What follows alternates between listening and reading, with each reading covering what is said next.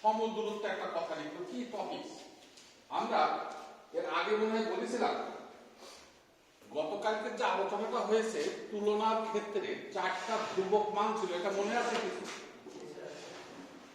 Starting ওই চারটা কথা আগে বলে দিতে হবে, না হলে তুলনা করা যাবে না।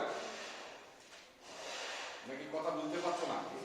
যে কোনো জিনিসের ক্ষেত্রে যেমন দুইটা ছাত্রকে নিয়ে যদি উচ্চতার তুলনা করতে চায়, যে হাইটের পার্থক্য দেখবো, তাহলেও কিন্তু কিছু কন্ডিশন আছে। কন্ডিশনটা কি? সেম লেভেলে দাঁড়াইতে হবে, এটা একটা কন্ডিশন। ফিতাটা সঠিক থাকতে হবে, এটা একটা কন্ডিশন। একজনের ক্ষেত্রে দুমড়াই টুমড়াই মাপলাম, আর একজনের ক্ষেত্রে টান টান করে নিয়ে মাপলাম, তাহলে তারতম্য হয়ে যাবে না? তাহলে এই যে কন্ডিশন, মানে এই দুইটা ফিক্সড, এটা স্থির, এটাকে ঠিক রেখে তারপরে অন্য গুলোর সাথে ভারসাম্যতা রাখা। সেই লক্ষ্যে ওই দুইটা ছাত্রের যদি হাইটের তারতম্য করতে চায়, তাহলে প্লেন ল্যান্ড বলছি, সমতল জায়গা রাখতে হবে। না রেখে যদি আমি এটা না বলে যদি ব্যতিক্রম ঘটায়, একজনকে চেয়ারের উপরে তুলে দেবো, আরেকজনকে ল্যান্ডে রাখবো, তাহলে কি হবে? হাইটের তারতম্য হয়ে যাবে না? মান কিন্তু ঠিক হবে না, রেজাল্ট কিন্তু সঠিক হবে না। এই উদাহরণস্বরূপ কথাটা আমি বলতে চাচ্ছি যে এই পরিবহন লাইনের আয়তনের তুলনার ক্ষেত্রে চারটা আমাদের ধ্রুবক মান আছে। এই চারটা ধ্রুবক মান আমাকে আগে ঠিক করে নিতে হবে। তারা কারা ছিল? ভোল্টেজ দিতে হবে সর্বোচ্চ, আমি সংক্ষেপে লিখছি, অর্থাৎ উভয় ক্ষেত্রে সর্বোচ্চ ভোল্টেজ বিবেচনা করতে হবে। 2, প্রেরিত পাওয়ার, উভয় ক্ষেত্রে প্রেরিত পাওয়ার সমান হবে। 3, লাইনের লস কি হবে? সমান হবে। আরেকটা 4, লাইনের দৈর্ঘ্য, কারণ ডিসি 2 তারে 5 কিলোমিটার আর এসি 3 ফেজ 3 তারে 10 কিলোমিটার, তাহলে কিন্তু আবার কম্পেয়ার হবে না।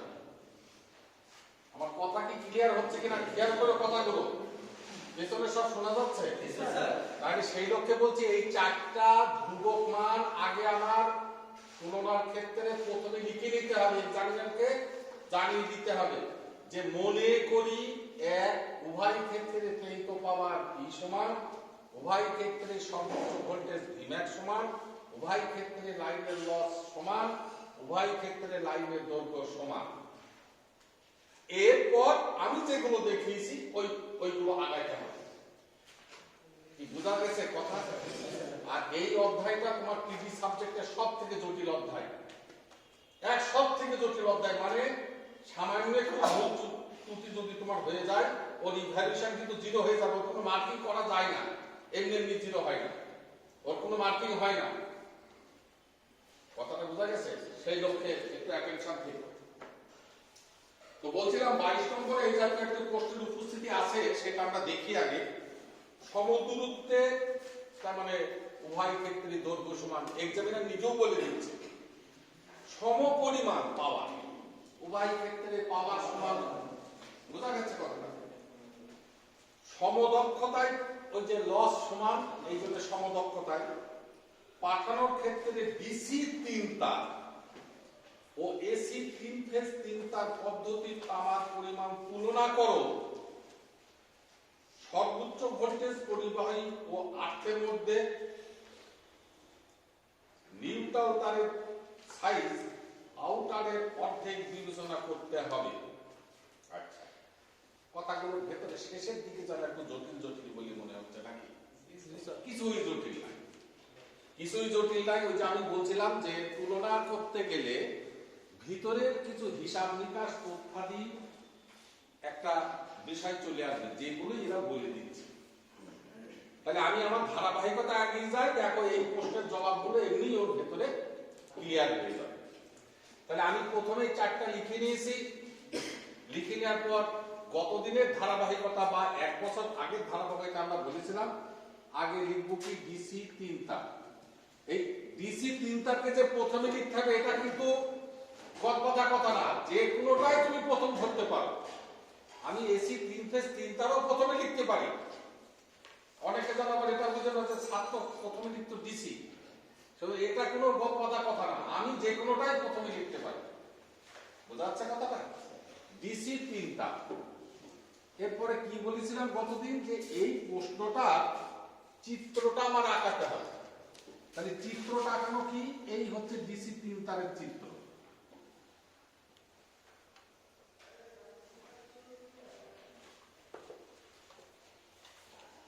হয়েছে? আগে খাতায় কিছু তুলো না, আগে কথাগুলো শুনিয়ে বুঝে নাও। আগে তোলাটা তো যে কোনো সময়ে মাঠে কাটায় বসেও তোলা যাবে, কিন্তু কথাটা যেন হাত ছাড়া না হয়ে যায়। প্রশ্ন ডিসিপ্লিন তার, চিত্র ডিসিপ্লিন তার, এখানে কোনো সমস্যা আছে? এইবারে 3 তারের পরিস্থিতি স্বাভাবিকভাবে বোঝার জন্য এটা লাইন, এইটা লাইন, এইটা নিউট্রাল, সাধারণ পরিস্থিতি। অর্থাৎ এটা কম হয়েছে। কথা ক্লিয়ার হয়েছে? তাহলে প্রশ্ন হলো, চিত্র হলো। এবার কি বলা আছে? এরপরে কি ইন্ডিকেট করতে হবে? ভোল্টেজ। তার যখন 3টা, এর ভোল্টেজ কিন্তু এর মতো অবস্থায় 2 রকমের হতে পারে। এসিতে কয় রকমের ছিল? 3 রকমের ছিল, 3টা লাইন ভোল্টেজ। কথা কি বোঝা যাচ্ছে? তাহলে এর কি হবে? কমপক্ষে 2 রকমের। এখন এই রকমটা 2 রকম, আবার এক রকমও হতে পারে। এই জায়গাটা কিন্তু মারাত্মক প্যাচ আছে একটা কথা। আমি ভোল্টেজ দেখো কিভাবে আঁকাতে পারি। এই ভোল্টেজ দিতে পারি, এই ভোল্টেজ দিতে পারি, বা এই ভোল্টেজ দিতে পারি। এখন নাও কোনটা দেবা তুমি? তুমি তো নিজেই দ্বিধার সংকেতে পড়ে যাবে, কি রে ভোল্টেজ কোনটার মধ্যে দেবো? লাইন নিউট্রাল দিতে পারি, 2টা লাইনের মধ্যে দিতে পারি। দেখো সেন্সটাকে ক্লিয়ার হয়ে নাও কি? এখন আমি কোনটায় দেবো, আমি কোনটাতে দেবো, সেই বিষয়টা অবগত হওয়ার জন্য ওই প্রশ্নের দিকে আবার ভালো করে পড়বা। প্রশ্নের ভেতরে এই ভোল্টেজ দেওয়ার কথা উল্লেখ থাকে। কিভাবে থাকে? ভাব হচ্ছে 2টা, 3টা ভাব হচ্ছে 3 রকমের ভাবে থাকতে পারে। একবার বলতে পারে লাইন এবং নিউট্রালের মধ্যে তুমি ভোল্টেজ দাও, একবার বলতে পারে যে কোনো লাইনের মধ্যে তুমি ভোল্টেজ দাও, আর একটা হচ্ছে কিছুই বলবে না। এটাও কিন্তু একটা ভাব। কথা বোঝা গেল না? লাইন এবং নিউট্রালের মধ্যে ভোল্টেজ দাও, 2টা লাইনের মধ্যে ভোল্টেজ দাও, অথবা কিছুই বলবে না। তাহলে 3টা ভাব অর্থ যেটা বলা থাকবে সেই অনুযায়ী করা। এখানে তো বিকাশন করতে হবে। সমস্যা হচ্ছে যদি কিছু বলা না থাকে তাহলে কি করব? এগুলো যেগুলো বলছে এগুলো কিন্তু প্রশ্নের ভেতরে পাবা তোমরা, যে কি রে এর ভেতরে তো ভোল্টেজ বিবেচনা করার কথা কিছু বলেনি। কথা বোঝা যাচ্ছে? তাহলে যদি কিছু বলা না থাকে তাহলে আমি কি করব? আমি করব হচ্ছে আমার যা খুশি আমি তাই। কারণ ভোল্টেজ তো 2 রকমের নেওয়া যেতে পারে। হয় লাইন ভোল্টেজ দিতে হবে, লাইন ভোল্টেজ এছাড়া তো হবে না। লাইন ভোল্টেজ মানে মাপামাপির পদ্ধতি হচ্ছে 2টা লাইনের মধ্যে হয় মাপবো, না হয় লাইন এবং নিউট্রালের মধ্যে মাপবো। এছাড়া তো মাপার কোনো পথ নেই। তাহলে যদি কিছু বলা না থাকে, এই 2টার যেটা খুশি তুমি সেটা ব্যবহার করতে পারো, অসুবিধা নেই। আর এক্সামিনার যদি উল্লেখ করে দেয় তাহলে অবশ্যই তোমাকে সেই মতাদর্শ অনুযায়ী যেতে হবে। তুমি যা তার খুশি বসাতে পারবে না। আগে দেখো তো এই কথাটা ক্লিয়ার হয়েছে কিনা? ক্লিয়ার হয়েছে? সবার ক্লিয়ার হয়েছে? ঠিক তো? এইবার আমরা একটু দেখে নিই ওই ধ্যান ধারণা এক্সামিনার কি বলছে। এক্সামিনার দেখো দ্বিতীয় লাইনে বলছে সর্বোচ্চ ভোল্টেজ পরিবাহী ও আর্থের মধ্যে। দেখো সর্বোচ্চ ভোল্টেজ কি বললো? পরিবাহী এবং আর্থের মধ্যে। আর্থ, নিউট্রাল, ভূমি, মধ্যবিন্দু সব কিন্তু এক সেন্স, সবই হচ্ছে এক সেন্স। তাহলে আমরা নিচ্ছি কি পরিবাহী আর ভূমি। এই কি ভোল্টেজ দিতে হবে? দেখো সে বলেই দিচ্ছে সর্বোচ্চ ভোল্টেজ। সর্বোচ্চ ভোল্টেজ এইটা মিলিয়ে হয় এইটা।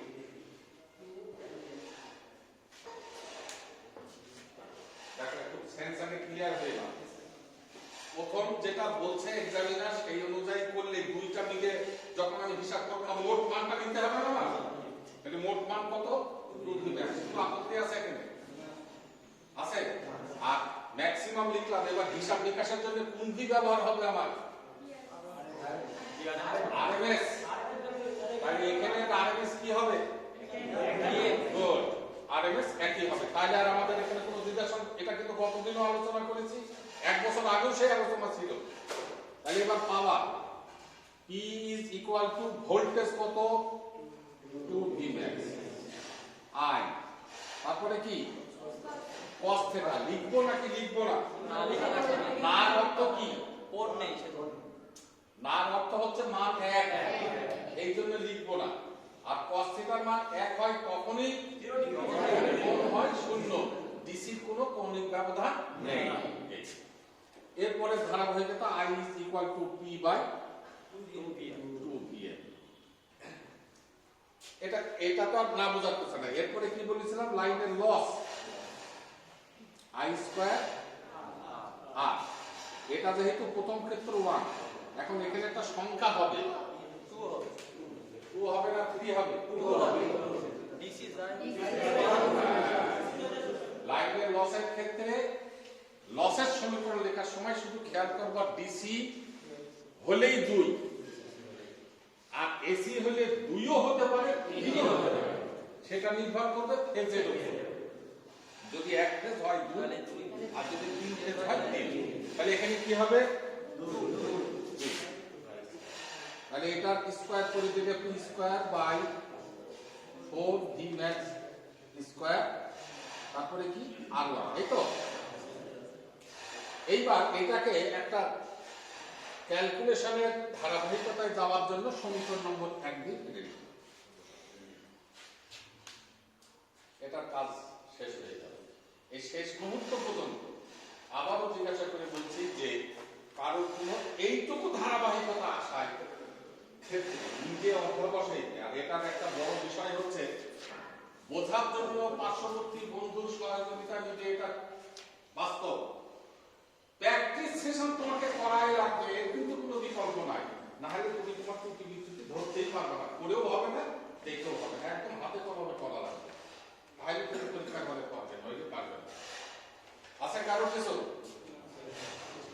এরপরে আজকের কোশ্চেন ছিল 3, আর একটা পদ্ধতি কি বলা আছে 3 ফেজ 3 তার। তাহলে আমরা একটু লিখে নিই, এসি 3 ফেজ 3 তার হলো। তাহলে 3 ফেজ 3 তারের চিত্রটা আঁকাতে হবে।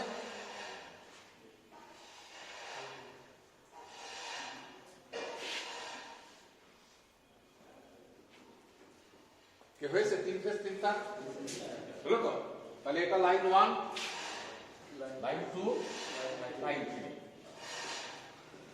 এইবার নিজের সুবিধার্থে, চেনা জানার সুবিধার্থে, আবার এই সুবিধা কিন্তু অসুবিধাতেও রূপান্তরিত হয়ে যেতে পারে, সেটা হচ্ছে একটু অ্যাটেনশন না হলে সেই বিভ্রান্তিতে পড়ে যেতে পারে তুমি। তারপরও সুবিধার দিকে তাকিয়ে আমি বিষয়টাকে বলছি। 3 তার, কিন্তু আমি নিউট্রালটাকে দেখালাম, এক্সামিনার কিন্তু বলিনি, কিন্তু আমি আমার সুবিধার্থে নিউট্রাল তারটা এখানে আছে, এটা আমি দেখাই দিলাম আমার সুবিধা পাওয়ার জন্য। দেখো সুবিধাটা তুমি পেয়ে যাবে। তাহলে এখন কিন্তু চিত্র দেখে বোঝা যাচ্ছে এটা 3 ফেজ 4 তারের চিত্র। এক্সামিনার তো বলেছে 3 ফেজ 3 তার, আমি আঁকালাম কি 3 ফেজ 4 তার। নিউট্রাল তারটা আঁকালাম জাস্ট আমার সুবিধার জন্য, বোঝার জন্য, হিসাব নিকাশের সুবিধার জন্য। এই তুমি কিছুই নিয়ে আসনি, খাতা কলম। আচ্ছা যাক না, শুনলেও কিছু কিছু জিনিস আছে কি যে তোমার নিজের মতো করে ছোট্ট করে হলো নোট ডাউন করে রাখতে হয়, যেটা আমার কাজে লাগবে, না হলে তো সব বৃথা হয়ে যাবে। তাহলে এটা নিউট্রাল গেল, কথা বলে না কেউ, কারণ এমনি এর সময় ক্লাস কেউ কথা বলে না, চুপচাপ মনোযোগের সাথে শোনো আগে। প্রশ্ন হলো চিত্র হয়ে গেছে, এবার ভোল্টেজ। ভোল্টেজ তো এখানে কি বিবেচনা ছিল? পরিবাহী এবং আর্তের মধ্যে। তাহলে এই ক্ষেত্রে এখন কি হবে? এখানেও একই হবে, ব্যতিক্রম হবে না। অনেক সময় কেউ কোনো ছাত্র ব্যতিক্রম করে ফেলো, তাতে কিন্তু গরমিল হয়ে যাবে, সেটা কিন্তু আসবে না হিসাবে। এর ক্ষেত্রে যে নীতিতে ভোল্টেজ মেপেছ, ওর ক্ষেত্রেও একই নীতিতে ভোল্টেজ মাপতে হবে, ব্যতিক্রম করা যাবে না। এই কথাটা মাথায় ঢুকেছে? তাহলে এবার কি এটা কোন ভোল্টেজ বিবেচনা করা? ফেজ ভোল্টেজ বিবেচনা করা, যেহেতু পরিবাহী ও ভূমি। তাহলে ওখানেও ফেজ ভোল্টেজ বিবেচনা করতে হবে। তাহলে আমার আসবে কি? লাইন এবং নিউট্রাল। এই মার্কিংটা সুন্দরভাবে বোঝা এবং পাওয়ার জন্য নিউট্রাল লাইনটা বোঝা গেছে কথাটা? কেন হয়েছে? এইবার এই ভোল্টেজটা, এটা তো সর্বোচ্চ ভোল্টেজ। এখন এই ভোল্টেজটা নিয়ে তো আমি হিসাব নিকাশ করতে পারবো না। তাহলে আমাকে কি করতে হবে? আর কিভাবে করব? হ্যাঁ, এইবার এর ক্ষেত্রে আসলে √2 দ্বারা ভাগ। এই দেখো এখানেও কিন্তু পার্থক্যের বিষয় চলে আসছে, কোনো √2 দ্বারা ভাগ ভাগের বিষয় নেই। তাহলে এক টাকালেই কিন্তু এনাফ। তাহলে আমরা এক্সামিনারকে বুঝালাম পরিবাহী ও ভূমির মধ্যে আমার ভোল্টেজ বিবেচনা, যেটা বলে দিয়েছে। এইবার এই ভোল্টেজটা নিয়ে আমার মোট পাওয়ার বার করতে হবে। P is equal to কি আসবে? 3 হবে না √3 হবে? √3 হবে। না 3 হবে, ফেজ ভোল্টেজ 3 হবে। হ্যাঁ, ফেজ ভোল্টেজ বিবেচনা হলে 3 হবে। এই যে কথাটা, এইগুলো বলছি তোমাদের, এই তোমরা ভুল করবা খাতায়। আমরা তো পাওয়ার অভিজ্ঞতাটাকেই তোমাদের কাছে শেয়ার করছি। চিত্র আঁকাচ্ছে ফেজ ভোল্টেজ, সমীকরণ লিখছে √3 VI cos θ গড় বাঁধা, কিন্তু সে জানে না যে √3 কার হয়, 3 কার হয়। √3 হচ্ছে যদি ভোল্টেজটা ইন্ডিকেটিং থাকতো লাইন, তাহলে √3, আর যদি ভোল্টেজ ইন্ডিকেটিং হয় ফেজ, তাহলে যারা বারবার বলছে এগুলো যেন ভুল না হয়। এইবার 3 VI, এইবার এখানে cos θ কত? 1। শুধু কথা। এখানে আর আমি 1 বলতে পারবো না, আর 0 তো নাই না, 0 হতে পারে, 0 নাই না, 0 হতে পারে। কখন হবে 0?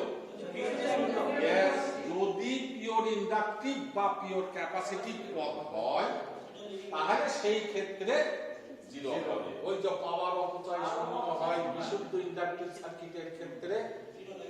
তো আসলে তো আমাদের মূলত পিওর ইন্ডাকটিভ পসিবল, আসলে পিওর তো হওয়া পসিবল না। পিওর ক্যাপাসিটিভ ইন্ডাকটিভ মানে হ্যাঁ পসিবল। আরে পসিবল, আমি তোমাকে বাস্তবতা বলি, এতগুলো ছেলে আছে সবাইকে খেয়ে দিয়ে তোমাকে রাখবো, পসিবল হবে না কেন? কিন্তু বাস্তবে আমি তোমার ক্লাস নেবার, এটা বুঝি ঘাস কাটতে এসছে নাকি ওরা আবার, এই জন্য আমরা ওইটাকে হিসাব নিকাশে ডিজাইনের ক্ষেত্রে এই হিসাবগুলো আসে, ঠিক আছে? সেই জন্য আমরা হিসাবটা তো রাখতে হবে তোমাকে, আর না আসুক কিন্তু হিসাব তো জানতে হবে। এই ক্ষেত্রে কি হয়, এই ক্ষেত্রে তাই হয়।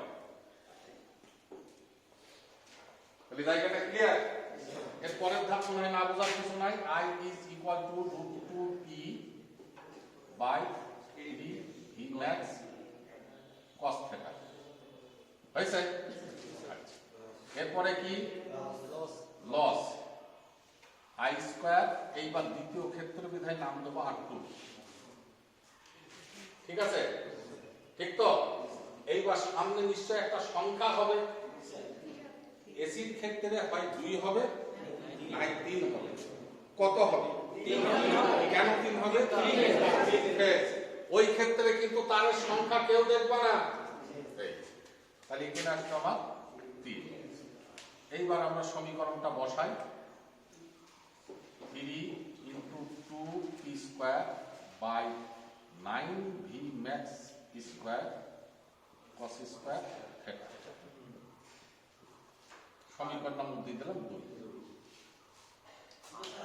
R2 হবে, R2 হবে। ও R2 ও হলো R2।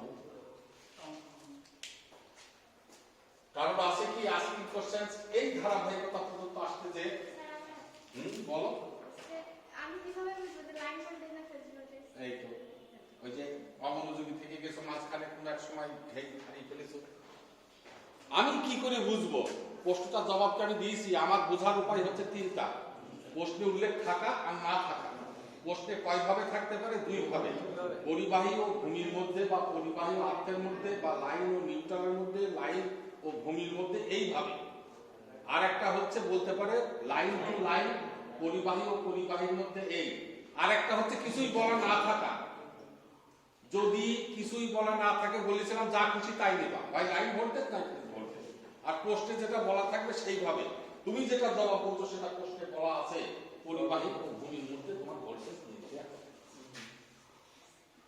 ক্লিয়ার হয়েছে কথা? আর কারো কিছু আছে প্রশ্ন? না থাকলে নেক্সট স্টেজ এবার হচ্ছে ধারাবাহিকতা।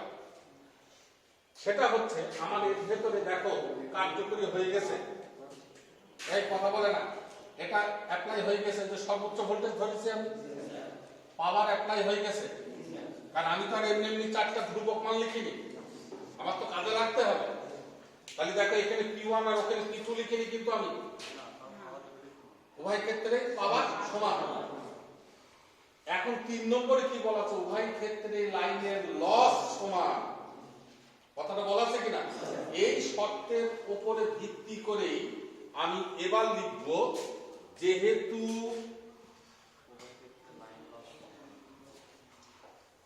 উভয় ক্ষেত্রে লাইন লসটা লিখে নিও সমান, অতএব 1 সমান সমান 2। এই যে 1 সমান সমান 2 আমি বলছি, সেটা কিসের উপর ভিত্তি করে? এই যে আমি বলে দিয়েছি আগে যে আমার লাইন লস কিন্তু উভয় ক্ষেত্রে সমান হবে। তাহলে একে ছিল হচ্ছে আমার p square by 2v max square, তারপরে কি r1, আর এইদিকে হচ্ছে 2p square by 3v max square cos square theta r2। ঠিক আছে কথাটা? এটা তো আর না বোঝার কিছু নাই। 1 নম্বর সমীকরণ সমান সমান 2 নম্বর। এবার একটু সমীকরণের কার্যক্রম করি। এই p স্কয়ার, এই p স্কয়ার কেটে দিলাম, এই v max স্কয়ার, এই v max স্কয়ার কেটে দিলাম, এগুলো তো না বোঝার কিছু নাই।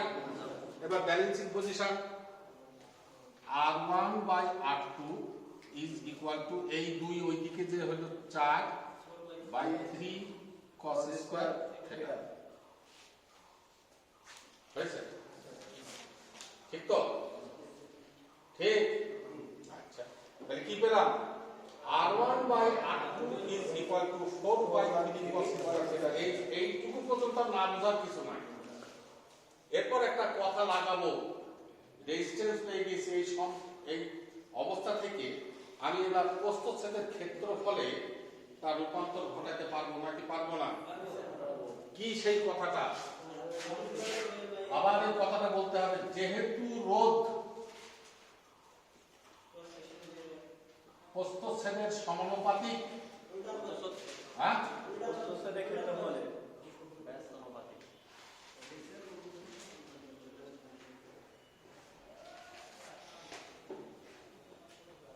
অতএব এই জায়গাটা লেখাটা একটু খেয়াল করে সবাই।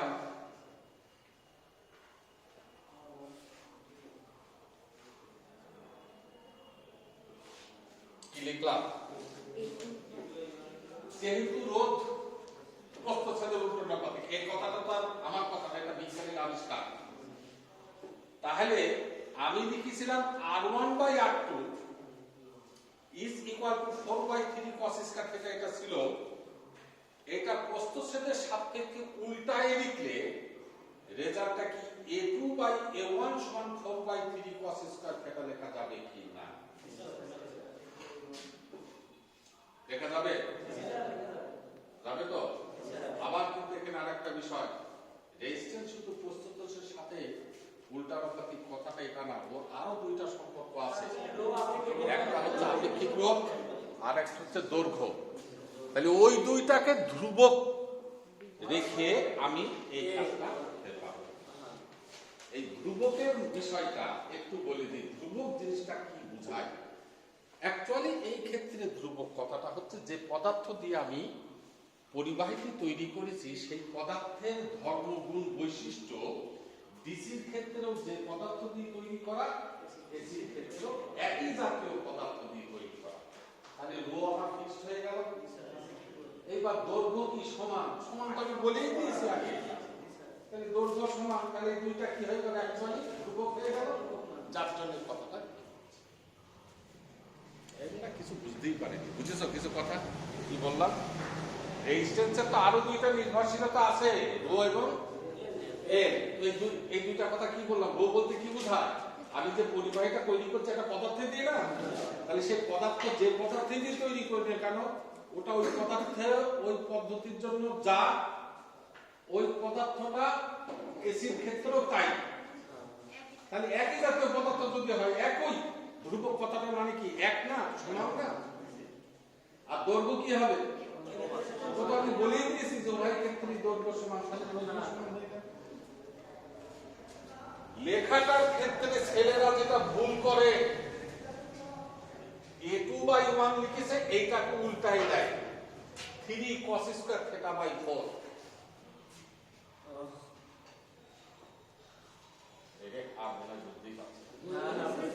আমি এটা উল্টা অনুপাতিক লিখেছি, তাহলে ছেলে করবে কি? এইটাকে উল্টাই ফেলবে না, এইটা তো মান, আমি উল্টাচ্ছি কাকে? এইটাকে উল্টাচ্ছি, এইটা না, এটা তো আমার মান। কি বুঝতে পারছো কথাটা? যে a2/a1 এর মান হচ্ছে এটা, এটা যে কথা r1/r2 এর মান এটা, কথা এটা। শুধু উল্টানুপাতিক দৃষ্টিতে এটাকে লেখা। ক্লিয়ার হয়েছে বিষয়টা? যেন ভুল হয় না। এরপর আমি এই জিনিসটাকে একটু এইভাবে লিখব, a1/a2, তাহলে কি হবে?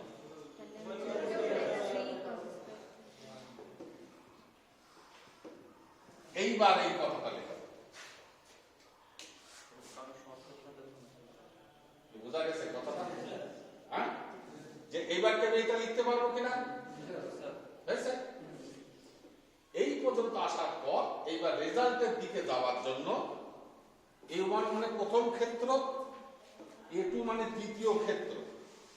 a1 এর প্রথম ক্ষেত্রে কে আছে? ডিসি 3 তার। এইবার আমি লিখব ডিসি 3 তারের আয়তন, এটা লিখলাম। নিচে আছে a2, তার মানে এসি 3 ফেজ 3 তারের আয়তন। এই যে এসি 3 ফেজ 3 তারের আয়তন লিখলাম, এই লেখার সময় যে জায়গাটা আবার ছেলে মাঝে মধ্যে ভুল করে ফেলে, তারের সংখ্যা আয়তন বিবেচনার জন্য বা নির্ণয়ের জন্য লিখতে হবে প্রশ্নে যে তারের সংখ্যা বলা আছে সেই অনুযায়ী। এর মাঝে মধ্যে আমরা একটু ব্যতিক্রম ঘটাই ফেলি নিজের সুবিধার জন্য। যেমন প্রশ্নে বলা ছিল এসি 3 ফেজ 3 তার, আমি আমার সুবিধার জন্য আঁকিয়েছি এসি 3 ফেজ 4 তার। কিন্তু লেখার সময় জানো 3 তারের জায়গায় 4টা লিখে না ফেলি। কারণ ওই যে চিত্রে যে 4টা লেখা দেখানো আছে, তুমি ভুল করে এখানে 4টা লিখে ফেলতে পারো। যার জন্য পোস্টে যেটা বলা আছে ঠিক সেই অনুযায়ী লিখবে। চিত্রের পরিবর্তন তুমি নিজের সুবিধার্থে করেছো, ওই অনুযায়ী লিখবে না। কি কথা কি ক্লিয়ার হচ্ছে কিনা? এবার আমি এইটুকু না, কোনটা বুঝলে একটু সুবিধা হয়? নিচে পড়ে বুঝি।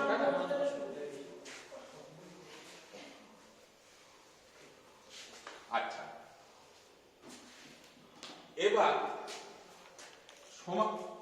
এটা অনুপাত লিখলাম, ইজ ইকুয়াল টু, এই পাশে অনুপাতের উপর আর নিচের মান লিখব। ডিসি 3টা তার, আরে চা বুঝা হয়ে গো। আচ্ছা আমি একটু ছোট করে আঁকিয়ে নিই আবারও, এই তো এটা লাইন, এটা লাইন, এটা নিউটন, এটা দেখিয়েছিলাম। বই কি বলছে সেটার কথা না, আমি কি জানি সেটার কথা। তার কয়টা? আগে কি হবে? 3।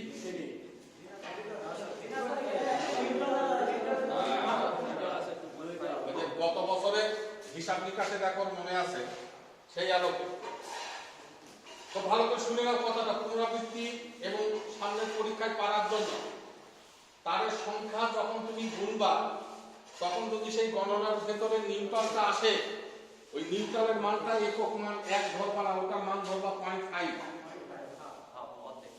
তাহলে আমি গুনছি 3, কিন্তু না 3 না, এটা হচ্ছে 1 1, এটা 0.5। তাহলে আমি এটা জানা না থেকে পরীক্ষা হলে ভুল করে আসবো না আমি, তাহলে সেই জন্য এটা হবে কি 2.5। এই কথাটাও এক্সামিনার বলতেও পারে নাও পারে, তুমি মনে করো না যে এক্সামিনার সবসময় বলে দেবে। এই এক্সামিনার নাই বলে দিয়েছে যে নিউটন তারের প্রস্থচ্ছেদ আউটারের অর্ধেক হবে, এটা শর্ত। এ বলে দিয়েছে, বলতে তো নাও পারে, তাহলে কি করতে হবে? তাহলেও কিন্তু এই হিসাবই করতে হবে। যার জন্য বললাম যে এটা আমার শিক্ষার বিষয়, এটা যেন ভুল না হয়। এইবার এসি 3 ফেজ 3 তার, 3 তার, এইবার কি হবে? 3 তার মানে 3 না 2.5? নিউটনটা তো আঁকিয়েছি বাবা, আবার সুবিধার্থে আমি তো নিউটন না আঁকি হিসাব করতে পারতাম।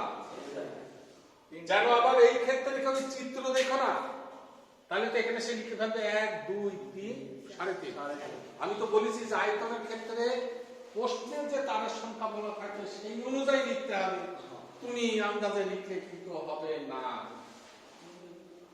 এটা মনে গেজাবাজা হয়ে যাচ্ছে, দেখো আমি ক্লিয়ার হচ্ছে, কারণ এগুলো খুব ক্রিটিক্যাল পার্ট, কিন্তু একটু এদিক ওদিক হলেই কিন্তু গোলমাল হয়ে যাবে। সারাক্ষণ সে ভালো সব করে এসছে, এই জায়গাটা সে 3.5 কিছু হিসাব করেছে, এবার কি হয়ে গেল? রেজাল্টটা গন্ডগোল হয়ে গেল না? সে কি বলবে? তখন গোলমাল হয়ে যাবে। তাহলে সংখ্যার কাজ শেষ, এবার আয়তন, এরিয়া লেন্থ, এরিয়া লেন্থ, তাহলে তো আয়তন হয়ে যাবে। ওপরেরটা কি 3 তার মানে প্রথম ক্ষেত্র 1, এটা দ্বিতীয় ক্ষেত্র এই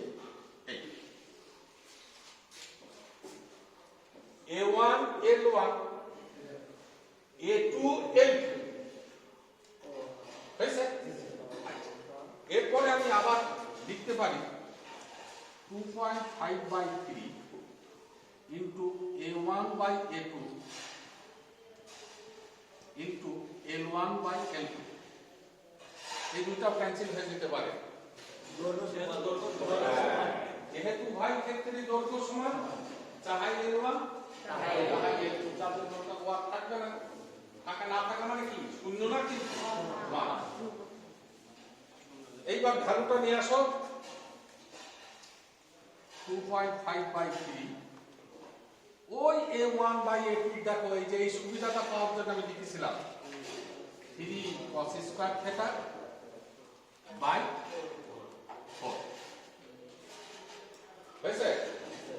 এইবার যখন একটি গাণিতিক মান আকারে উপস্থাপন করব, আমার কিন্তু এখানে এই পর্যন্ত যদি কোনো ছেলে মেয়ে পড়ে আসে একটা মাত্র কিন্তু কাটবে না, শুধুমাত্র একটি গাণিতিক মানে সলিড মানে প্রকাশ করার জন্য আমি এই জায়গাটা এমন লিখব 2.5/3 ইন্টু 3/4 ইন্টু 1। একক পাওয়ার ফ্যাক্টর ধরিয়া, পাওয়ার ফ্যাক্টর তো বিভিন্ন মান হয়, আমি এখানে কত ধরলাম? একক। তাহলে কি বোঝা গেল? একক ধরার অর্থ কি? ইয়েস, এটা হচ্ছে আমি যে লোডগুলো ব্যবহার করছি ধরে নিচ্ছি সেই লোডটা হচ্ছে সবই, এটা তো হতে পারে বাস্তবে সেটা হোক বা না হোক, আমি একটা মানকে বোঝানোর জন্য বোঝার জন্য আমি এক্সামিনারকে বলে দিলাম যে আমি পাওয়ার ফ্যাক্টর একক ধরেছি। পাওয়ার ফ্যাক্টর একক মানেই হচ্ছে রেজিস্টিভ টাইপ লোড। এখন তোমার এখানে কাটাকাটি ফাটাকাটি করে যা হয় সেটাই হয়ে গেল রেজাল্ট। 0.6 বোঝা গেছে কথাটা? এখন দেখো টোটালটাই তোমাদের কোনো আসল কোশ্চেন আছে কিনা। আছে? আমি ঠিক 10 মিনিট পরে আসবো। প্রত্যেকে এখানে আর একটু গ্যাপ দিবে, কেউ কারোর সাথে কোনো কথা বলবে না। এই বইয়ের পিছনের দিকে যে কোনো সালে যেটা তোমার মনে হয় তুমি এটা নিজে করো। তোমার করতে করতে যে সময়টা ব্যয় হবে এর মধ্যে আমি চলে আসবো। আমি ঠিক পরের একটা টপিক্সে যাবো, না হলে সামনের সময়ে এটা কখনোই কভার করা সম্ভব না। একটা অধ্যায়ে তোমার কমপক্ষে 3টা দিন করে 1-1.5 ঘন্টা করে বুঝাইলে তারপরে সেই অধ্যায়টা তোমার আয়ত্ত হবে, তখন তুমি পারার সামর্থ্য অর্জন করবে, নইলে তুমি সামর্থ্য অর্জন করবে না। আমার কথা বোঝা গেছে? এটা যদি আমি বুঝে থাকি তাহলে তো আমি একটা পারবো। এই পারার জন্য হুবহু এই টপিকস বাদে অন্য সালের ওই বইয়ের পেছনে যে কোনো জায়গার যে কোনো বিষয়টায় যে যে অবস্থানে অবস্থান করছো নিজে হাতে করে একটু করো। যে আমি ঠিক 10 মিনিট পরে আসছি। আমরা কতদিন বলেছিলাম কেলভিনের সূত্র আর পাওয়ার ফ্যাক্টর উন্নতি করো, এই দুইটা অধ্যায় নিয়ে একটা এটা আগে থাকবে। যদি ভালো থাকে তাহলে দুইটা প্রশ্ন করতে পারে। বাকি দুইটা অধ্যায় আলোচনা করব। আজকে একটা সাইড, আগামী দিন আর একটা সাইড। তবে এইটা থেকে আগামী দিনের সাইডটা বেশি গুরুত্বপূর্ণ হবে, যেটা হচ্ছে পাওয়ার ফ্যাক্টর নিয়ে আলোচনা করব। এই কথাগুলো তোমরা ভালো করে শুনবা। এটা অন্যান্য সাবজেক্টের ক্ষেত্রেও ওই পাওয়ার ফ্যাক্টর উপস্থিতি নিয়ে আলোচনা করব, তোমাদের কাছে অনেকটা সরল প্রকৃতির বলে মনে হবে। তো নাও স্টার্ট কেলভিনস ল। বিজ্ঞানী কেলভিন এই একটা সূত্রের আবিষ্কার করেছে, যে সূত্রটা আমাদের জন্য খুবই গুরুত্বপূর্ণ। বিষয়টা কি আমরা যদি একটু খেয়াল করি, আমাদের এই যে এতক্ষণ যেটা শেষ করলাম সেটা হচ্ছে শক্তি উৎপাদন হলো, উৎপাদিত শক্তিটাকে স্থানান্তর করে নিয়ে যাওয়ার জন্য, পরিবহন করে নিয়ে যাওয়ার জন্য কোন পদ্ধতিতে নিয়ে যাবে।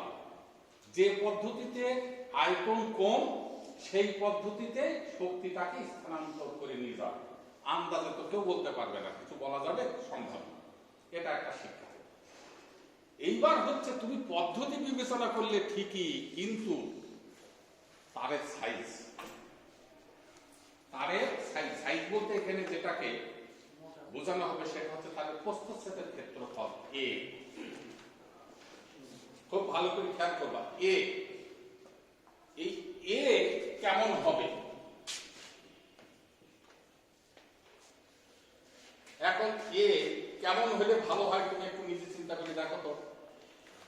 শক্তি স্থানান্তরের জন্য এ কেমন হলে ভালো হবে? ওটা তো কোনো কথাই হলো না, তুমি তো দুই দিকেই থাকলে।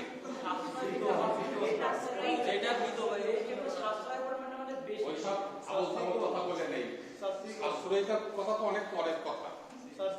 আমি চিকন তারে নিয়ে যাবো না মোটা তারে নিয়ে যাবো, কথা হবে এইটা। চিকন তার আর মোটা তারের মধ্যস্থকারী কথা হচ্ছে এমন একটা মাঝারি টাইপের সাইজ এই, কিন্তু কোনটা নেব সেটাই হচ্ছে বিষয়। খুব ভালো করে আমরা মোটা চিকন দিয়ে আগে বুঝে নিই। তার যদি মোটা হয় দাম পড়বে বেশি, এটা তো সত্য না? অর্থাৎ কিনতে যে তারের দামটা বেশি পড়বে। এইবার উৎপাদিত শক্তি যেখানে হচ্ছে ওখান থেকে প্রত্যন্ত অঞ্চলে আনতে গেলে একটা ডিস্টেন্স বজায় করবে। মনে করো যে ভেড়ামারা থেকে কুষ্টিয়াতে নিয়ে আসছে, ডিস্টেন্স কি ঘরের ভেতরকার ওয়াইডিং এর মতো নাকি? অনেক বড় করে আসতে হবে। তাহলে যদি আমি মোটা তার নিই তাহলে কিন্তু দেখো ভেড়ামারা থেকে কুষ্টিয়া পর্যন্ত নিয়ে আসতে গেলে অন্যান্য ব্যবস্থাপনা ব্যতিরেকেই শুধু তারের দামটাই অনেক বেশি পড়ে যাবে। হলো তো? এইবার নিয়ে আসার পর আমাদের দুইটা দিক, আমি একটুখানি এই উপলক্ষটা ভালো করে না বুঝলে আবার ভিতরে রহস্য বোঝা যাবে না। উৎপাদন একটা দিক, যাদের জন্য উৎপাদন করছো তারা একটা দিক, গ্রাহক। এটা মাথায় রেখে গ্রাহক একটা দিক, গ্রাহক কারা? যারা শক্তি ব্যবহার করে, শক্তির অপচয়কারী, এরা হচ্ছে গ্রাহক। আর উৎপাদন সে শক্তিটা তৈরি করে তোমার পর্যন্ত নিয়ে আসছে। এই যোজনার সাথে এই এর একটা উল্টা সম্পর্ক আছে। কথা কিন্তু যদিও অনেকক্ষণ আমি কিছুক্ষণ আগে কথা বলেছি, অমনোযোগী হয়েও না, বেজে কথা বলছি কিন্তু আমি এখন। অর্থাৎ এই বেজ যতক্ষণ ক্লিয়ার না হবে ইন্টারেস্টও পাবা না আর ভুল করবা। যাতে কথাগুলো শুনে এগুলো বইতে কখনোই তুমি খুঁজে পাবা না যে বইয়ের অমুক পেজ নেভার, এটা না। টপিকসের সেন্সটাকে বোঝানোর জন্য আমি আনুষঙ্গিক কথা বলে ওই জিনিসটাকে ক্লিয়ার করাচ্ছি। এর উপরে নির্ভর করে উৎপাদন এবং গ্রাহক কি হচ্ছে। এইবার একে বেছে নিলাম দুইটা দিক, একটা হচ্ছে মোটা আর একটা হচ্ছে চিকন। মাঝখানের কথা কিন্তু হিসাব নিকাশের কথা, মাঝখানেরটা পরের কথা, মাঝখানেরটা মাথায় নিয়ে এসো না কেউ। আমি লিখেছি মোটা আর চিকন। এই মোটাটাকে সংক্ষেপে নাম দিলাম 1, চিকনটার নাম দিলাম 2। যদি 1 লিখি তাহলে বুঝবা মোটা, যদি 2 লিখি তাহলে বুঝবা চিকন। এইবার যদি 1 হয় তাহলে উৎপাদনের এদের খরচ আর এদের খরচ কি হবে? যদি 1 হয় তাহলে খরচ হয়ে যাবে বেশি, আর যদি 2 হয় তাহলে খরচ হবে কম। ঠিক আছে? এইবার আসি এখানে, যদি 1 হয় তাহলে খরচ হবে কম, আর যদি 2 হয় তাহলে খরচ হবে বেশি। এবার অর্থটা কি? মোটা তার দিয়ে যদি নিয়ে আসা যায় উৎপাদন খরচ বেড়ে যাবে, গ্রাহকের খরচ কমে যাবে। উৎপাদন করছি কাদের জন্য? গ্রাহকের জন্য। তাহলে গ্রাহকের বিদ্যুৎ বিল কম চলে আসবে। সহজে বোঝাচ্ছে কিন্তু। তাহলে অর্থনৈতিকভাবে ক্ষতিগ্রস্ত কে হচ্ছে?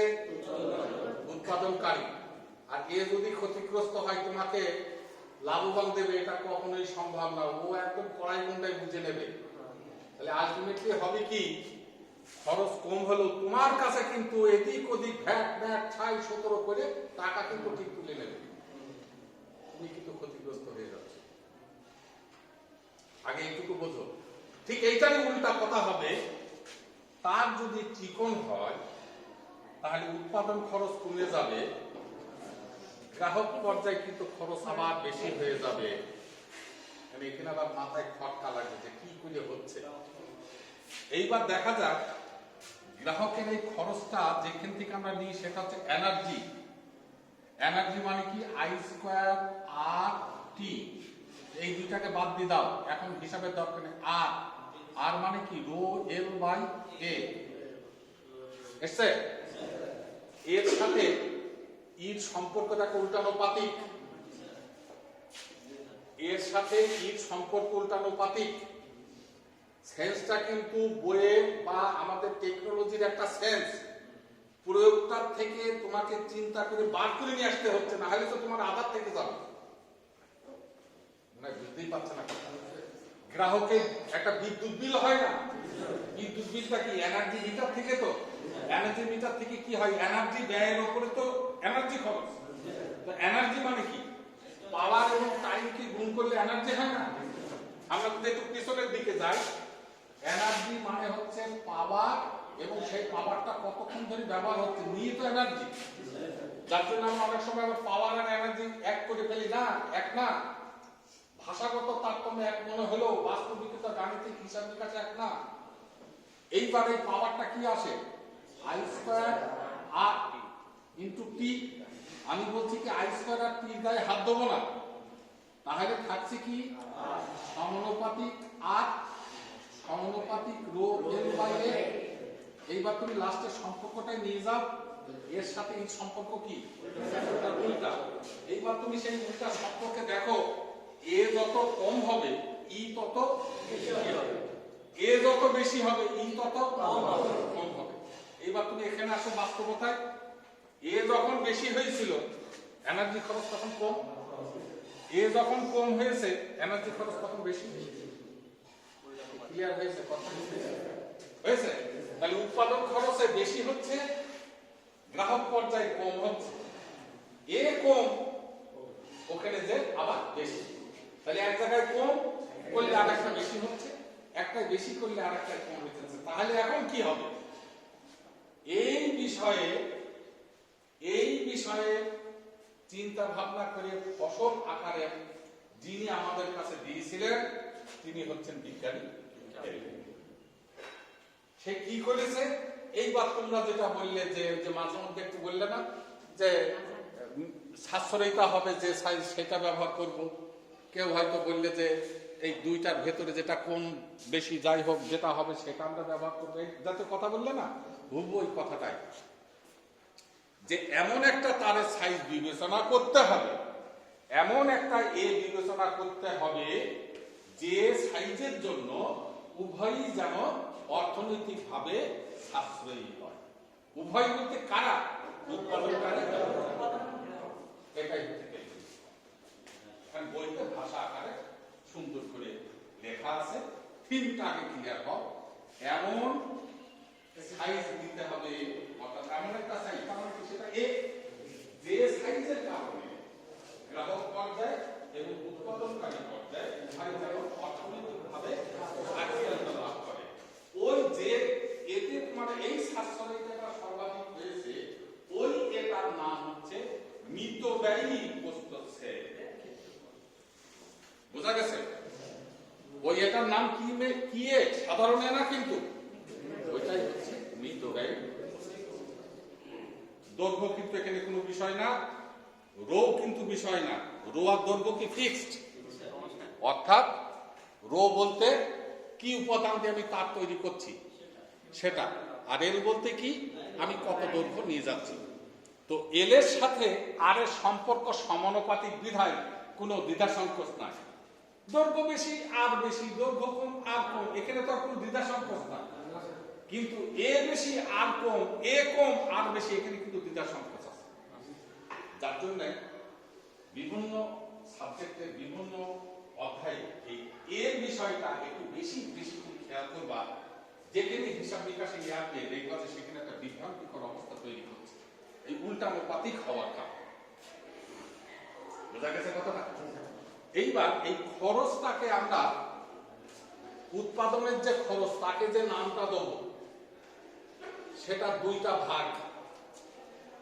এই খরচ নামটা দুইটা ভাগ, একটা হচ্ছে মূল আর একটা হচ্ছে অপচয়। এই কথা বলে না কেউ, টপিক শুরু হয়েছে, কথাগুলো খেয়াল করো। একটা হচ্ছে মূল আর একটা হচ্ছে অপচয়। অবচয় কথাটা আজ বাংলায় বোঝো কিনা কেউ? কে বোঝে? হ্যাঁ বলো বল।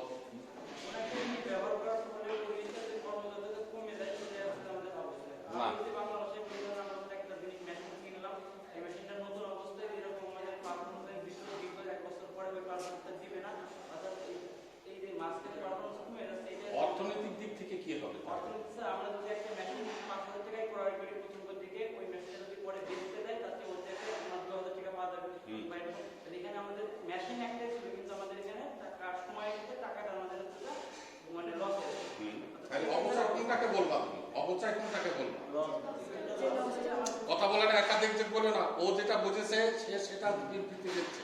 হ্যাঁ, তুমি 5,000 টাকার একটা মেশিন কিনেছিলে, তারপরে তুমি 2 বছর বা 3 বছর বা 5 বছর ব্যবহার করেছো, দিয়ে মেশিনটার আয়ুষ্কাল নষ্ট হয়ে যাওয়ার কারণে বা ডিস্টার্ব বেশি দেখার কারণে মেশিনটা বিক্রি করে দিচ্ছ, তুমি দাম দিলে 5,000 টাকার মেশিন 2,000 টাকা।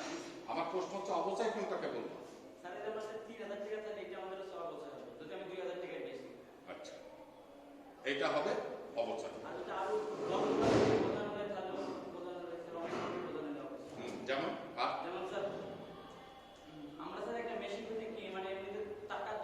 এইটাতেই বলো তাহলে হয়ে যাবে, আর দরকার নেই। এই কথাটা অনেকে শুনেছে তো, আর উদাহরণ দরকার নেই। উদাহরণ অনেক দেওয়া যাবে, একাধিক উদাহরণ দিয়ে বিভ্রান্তি তৈরির আর দরকার নাই। আমরা এইটাতেই থাকি। আমি তোমাকে প্রশ্ন করছি 5,000 টাকার জিনিস 5 বছর ব্যবহার করেছো, বিক্রি করেছো 2,000 টাকায়, তাহলে তুমি অবচয় কোনটাকে বলছো? ঘাটতিটাকে অবচয় বলছো? মানে 3,000 টাকা যে ঘাটতি হলো এইটা অবচয়? আচ্ছা, আর নাকি 2,000 টাকা অবচয়? আমি হচ্ছে 5,000 টাকা দিয়ে কিনেছি আর হচ্ছে 3,000 টাকা বেচেছি, তাহলে 2,000 টাকা আমার হচ্ছে অবচয় হচ্ছে। 2,000 টাকাতে তো তুমি বিক্রি করলেই, তাহলে 3,000 টাকা। 3,000 টাকা হচ্ছে অবচয়। কথাটা কি বুঝতে পেরেছো তোমরা কিছু খাস বাংলায়? হ্যাঁ, কিন্তু এখানে একটুখানি বলিনি, এখনো তোমার জবাব শেষ হয়নি। ওইটাকে অবচয় বলা যাবে না। আমরা তো ব্যবহারের দিকটা এই কথা শোনো, আগে কথা বলো না। এখন তুমি যে সময়টা ব্যবহার করেছো না 5 বছর, ওই 5 দিয়ে ভাগ করতে হবে ওই 3,000-কে, দিয়ে বাৎসরিক হিসাবে নিয়ে আসতে হবে। ওইটাকে বাজারে ছাড়ি আমরা অবচয় নামে। তাও মনে হয় বুঝতে পারো। বার্ষিক অবচয়। বার্ষিক আমাদের মেশিনটা সুদ বোঝো কেউ? তুমি বসো। সুদ, ইন্টারেস্ট, নো, মুনাফা না, মুনাফা আলাদা জিনিস। 10% ইন্টারেস্ট, আমি কি বুঝলাম? 100 টাকায় 10 টাকা অতিরিক্ত দেওয়া বা খেসারত, এইটা ইন্টারেস্ট, তাই তো? না, এখানে আবার সেই পার্থক্য থেকে যাবে। 100 টাকা খুব ভালো করে বুঝে দিয়ে খাটাবা, তুমি বিভিন্ন জায়গায় খাটাতে পারো। 100 টাকা 1 বছর ধরে আমি খাটাবো, অতিরিক্ত আমাকে দিতে হবে ফেরত দেওয়ার সময় 110 টাকা। ওই 10 টাকা হচ্ছে ইন্টারেস্ট। তাহলে আমি 100 টাকায় 10 টাকা, মানে আজকে নিলাম আর কালকে দিয়ে যাবো 100 টাকায় 10 টাকা, তাহলে তো সেটাকে ইন্টারেস্ট বলা যাবে না। এখানে ওই যে ওই কথাটা আমি বলতে চাচ্ছি, এখানে সময় বিষয়টা তোমাকে মাথায় নিয়ে আসতে হবে। সুদের যে বিষয়টা যে হিসাব নিকাশে করা হয়, অবচয়ের বিষয়টাও একই হিসাব নিকাশে করা হয়। ওরা যোগপ্রত একটি টপিকস, সুদ ও অবচয় মানে একসাথে। তুমি যে অবচয়ের সংজ্ঞাটা দিলে, তাহলে তার সাথে আমি লাগালাম কি, ওকে ভাগ দিতে হবে কত দিয়ে? 5 দিয়ে। 5 বছর যে তুমি ব্যবহার করেছো, এইবার বছরে ফেলতে হবে, দিয়ে যেটা হয় সেটাকে অবচয় বলতে হবে। 100 টাকা 10 টাকা কখন দিচ্ছ? 1 বছর। আমি যদি বলতাম 120 টাকা কখন দিবা? 2 বছর। 130 টাকা, তাহলে 30 টাকা যখন বলবো তখন কি 1 বছর পর? কতদিন ব্যবহার করেছেন? এইবার 3 বছরে 30 টাকা। কি বোঝা গেছে? 5,000 টাকার জিনিস 5 বছর ব্যবহার করেছি, ভালো লাগলো না মেশিনটা, বিক্রি করে ফেললাম, উদ্ধার মূল্য পেলাম 2,000 টাকা। আর 3,000 টাকা কই? ওই 5 বছর তো ব্যবহার করেছেন খেসারত, তাহলে বাৎসরিক কত হলো? 600 টাকা। টাকা যাই হোক, 6 দিয়ে ভাগ করে যে মানটা এসছে, 5 দিয়ে ভাগ করে সেই মানটা হচ্ছে আমার বাৎসরিক। তাহলে বাৎসরিক আসলো কত? 3,000-কে 5 দিয়ে ভাগ করলে 600 টাকা হয়। এই ছেলেটা যেটা বললো, এই 600 টাকার নাম হচ্ছে ডেপ্রিসিয়েশন। সময়ে নিয়ে না নিয়ে আসলে তুমি অবচয় নাম বলতে পারবে না। তুমি যেটা বলছো ওটা তো লস, আমি 1 টাকা ক্ষতিতে বিক্রি করলাম, কিন্তু অবচয় না। তুমি ওই যে হিসাবটা তো করলে, তুমি ধরো কাছে একটা মোবাইল আছে, ওই যে গল্প বলছে না, পুরো অ্যান্ড্রয়েড সেট কিনে নিয়ে আসলাম এত টাকা দাম দিয়ে, 1 বছর পরে দেখলাম যে দুটো এটা আমার ভালো লাগছে না বা এটার একটু ডিস্টার্ব দেখা যাচ্ছে, বিক্রি করে দেয়। তখন কি হয়? তুমি যে দামে কিনেছো সেই দাম পাবা নাকি? হয় অর্ধেক দাম বা কিছু। তখন তোমার এত টাকা লসে আমি বিক্রি করলাম, কিন্তু ব্যবহার করেছো কতদিন, এটা তোমাকে হিসাবে নিয়ে আসতে হবে। যেই হিসাবে নিয়ে আসবো তখন ওইটার নাম হয়ে যাবে অবচয়। অপচয় না, কিন্তু ইংরেজিতে বলা হয় ডেপ্রিসিয়েশন। কি কথা ক্লিয়ার হয়েছে? অবচয়, ঠিক তো? এইবার বিজ্ঞানী কিভাবে তার প্রস্থচ্ছেদের ক্ষেত্রফল বিবেচনা করে নিয়ে আসলো, খুব খাস বাংলায় হিসাবটা ধরে নিবা। ও যেমন মোটরের কথা বললো, এইবার তুমি মনে করো টালা, তার, মাপ দিয়ে তুমি একটা হিসাব করো। তারের একটা দাম আছে না, আমি এই সাইজের তার ব্যবহার করছি, 5,000 টাকা দামের তার। একটা ছোট অঙ্ক দিয়ে বলছি যাতে বোঝাটা সুবিধা হয়। আমি করলাম কি, 5 বছর ব্যবহার করলাম, দেখলাম কি যে আর আমার এই তারটার আয়ুষ্কাল কিন্তু নষ্ট হয়ে যাচ্ছে, তারটার আয়ুষ্কাল কি হয়ে যাচ্ছে, তার মানে তখন কি করতে হয়, তারটা চেঞ্জ করতে হয়।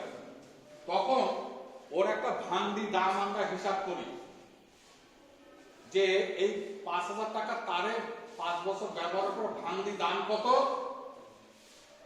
2,000 টাকা। ওর কথাটাই বলছি, ও মোটরে বলেছে, আমি তারে বলছি। ব্যবহার করেছো কতদিন তুমি, বছরে কত হচ্ছে, 600 টাকা না? এইবার তুমি নতুন তার কিনতে যাবা, এবার তোমার পকেটে কত আছে, তার তো 2,000 টাকায় হবে না, লাগবে তো 5,000 টাকা, আর 3,000 কই? এইবার ওই প্রতি বছরে বছরে গ্রাহকের কাছে অবচয়ের টাকাটা তুলে নিয়ে আসে। তাহলে এবার অবচয়ের টাকা গ্রাহকের কাছ থেকে নিয়ে সেখানে রেখে দিয়েছি আমি, সেটার পরিমাণ কত, 3,000। 5 বছর পর আমার জমি কত হয়েছে, 3,000। গ্রাহকের কাছ থেকে 5 বছর ধরে নিয়ে আসলাম 3,000। আর আমার যখন ভান্ডি হিসাবে বিক্রি করলাম তখন দাম পেলাম কত, 2,000। আর পকেটে আর এই 3,000 বিক্রি হলো 5,000। এই 5,000 টাকায় এবার আবার আমি গাড়ি বুঝিনি কিচ্ছু এখন। এবার গ্রাহক কিভাবে, তুমি গ্রাহকের কাছ থেকে কি বলবো নাকি, ভাই আপনার বাসায় লাইন দিয়ে আছে 200 টাকা দেন, আপনার বাসায় লাইন দিয়ে আছে 100 টাকা দেন, এইভাবে বলবা? ওই যে বিলের ভেতরে দেখবা যে ছোট্ট ছোট্ট অঙ্ক টাকা কিন্তু তার বসানো আছে, অনেকে বোঝে না। এত কথা কি আর এই গ্রাম বাংলায় কাউকে বললে সে বুঝবে নাকি, বলবে দেখ শালা চুরি করে খাচ্ছে, অমক তমক ইত্যাদি হ্যান্ডার ইত্যাদি অনেক অপ্রাসঙ্গিক কথা বলে ফেলবে। বোঝা গেছে কথাটা? তাহলে গ্রাহকের কাছে যে টাকাটা আমি নিয়ে আসছি সেই টাকাটা হচ্ছে বিদ্যুৎ বিলের ভেতর থেকে নিয়ে আসছি টাকা। বোঝা গেল কথাটা? যার জন্য এই দেখো কোথাকার হিসাব কিভাবে বিজ্ঞানী করেছে, সাধারণ মানুষের মাথায় কি এটা ঠিক আছে নাকি? সে চিন্তা করেছে কি, অবচয়কৃত যে টাকাটা, সেই টাকাটা অবচয়কৃত টাকা, একটা আনুমানিক এত টাকা আমি কার কাছ থেকে নিয়ে আসবো, গ্রাহকের কাছ থেকে দিয়ে ওই টাকা তার সাইজ কিন্তু আমার নির্ধারিত। দেখো তার কিনেছো কেউ বাজারে, খাস বাংলায় কিনেছো কিনা, কিভাবে কিনেছো, যে কোনো বলো, তুমি বলো বাজারে যে কিভাবে, ওইসব না, তুমি তার কিভাবে দোকানদারকে যে কিভাবে কিনেছো তা তাই বলো। একটা গছ হিসাবে কিনেছো, যে 5 গজ তার দেন, গেলে দোকানদার 5 গজ তার দিয়ে দেবে, তোমার ঘোড়ার দিন দেবে, অবশ্যই বলতে হবে। তুমি দোকানদার কি বললে, ভাই আমাকে 5 গজ চাপ দেন তো, আরে বাবা এখানে শিক্ষা আছে, এমনি জিজ্ঞাসা করছে নাকি?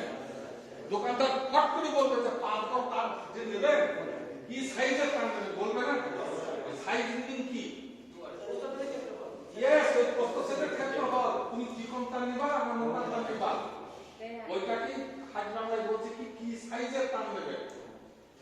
তুমি 10 গজ চাপ পাইলে জীবন কোনদিন চাপ ছেড়ে দেবে না। তাহলে দেখো একটা তারের মূল্য নির্ধারিত হচ্ছে কি দুই জায়গায়, একটা হচ্ছে সাইজ আর একটা হচ্ছে দৈর্ঘ্য। দৈর্ঘ্য বাড়লে দাম বেড়ে যাবে, আর সাইজের উপরে কিন্তু দামের একটা বিষয় আছে, যত তার ভেতরে মোটা হবে ওর কিন্তু দাম বেশি, আর যত তার চিকন হবে ওর দাম কম। তাহলে কেনার ক্ষেত্রে যখন তুমি ওই যে তার এত গজ শুধু বললে দেবে না, সাইজটা বলা লাগবে, এই সাইজ আর এই দৈর্ঘ্য এই দুইটা মিলে তারের দাম, এমনি কিন্তু হবে না। স্যার উপাদানের উপরও তো নির্ভর করে,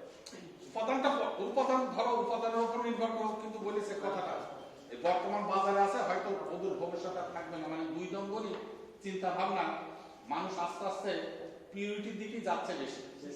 2 নম্বর করে হঠাৎ করে 5টা টাকা বেশি লাভ হতে পারে, কিন্তু স্থায়িত্ব নাই, যাই ধরা পড়ে যাবে না তার আর একটাও বিক্রি হবে না। যেমন লোহজাত পদার্থ ওপরে কপার কোটিং করে মানুষকে ঠগায়ে একই সাইজের তার, এর 10 গজ তারের দাম 200 টাকা, ওর 10 গজ তারের দাম 20 টাকা, তখন তুমি তো নিজেই ধরা খাচ্ছ যে কি রে এই তারের এই তার নিশ্চয়ই গুণগত মানে পার্থক্য আছে, এটা স্বাভাবিকভাবে ধরাই যাবে। গুণগত মানটা আমরা ধরে নিচ্ছি আমাদের ইঞ্জিনিয়ারিং নলেজের ভিউ পয়েন্টে, 2 নম্বরই জিনিসের কথাবার্তা আমাদের আলোচনা না আসাই ভালো। এটা শিক্ষার কোনো অংশ নয়। আমরা ধরবো যে সবই হচ্ছে 100% কপার অয়েল, 100% কপার অয়েল।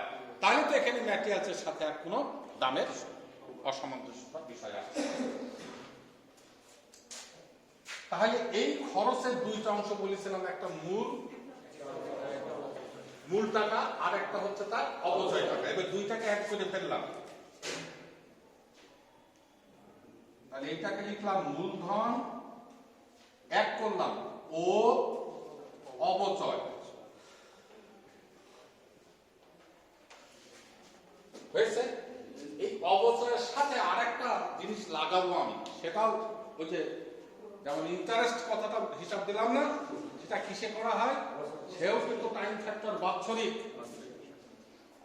মাসে সপ্তাহে করতে পারে, কিন্তু বছরের টাকাটা বছরে 10 টাকা, তাহলে মাসে কত হবে, 12 দিয়ে ভাগ করে 10 টাকাকে যা হয় সেটা হবে প্রতি মাসে। সপ্তাহে কি হবে, 10 টাকাকে 52 দিয়ে ভাগ করলে 70 টাকা পাওয়া যাবে।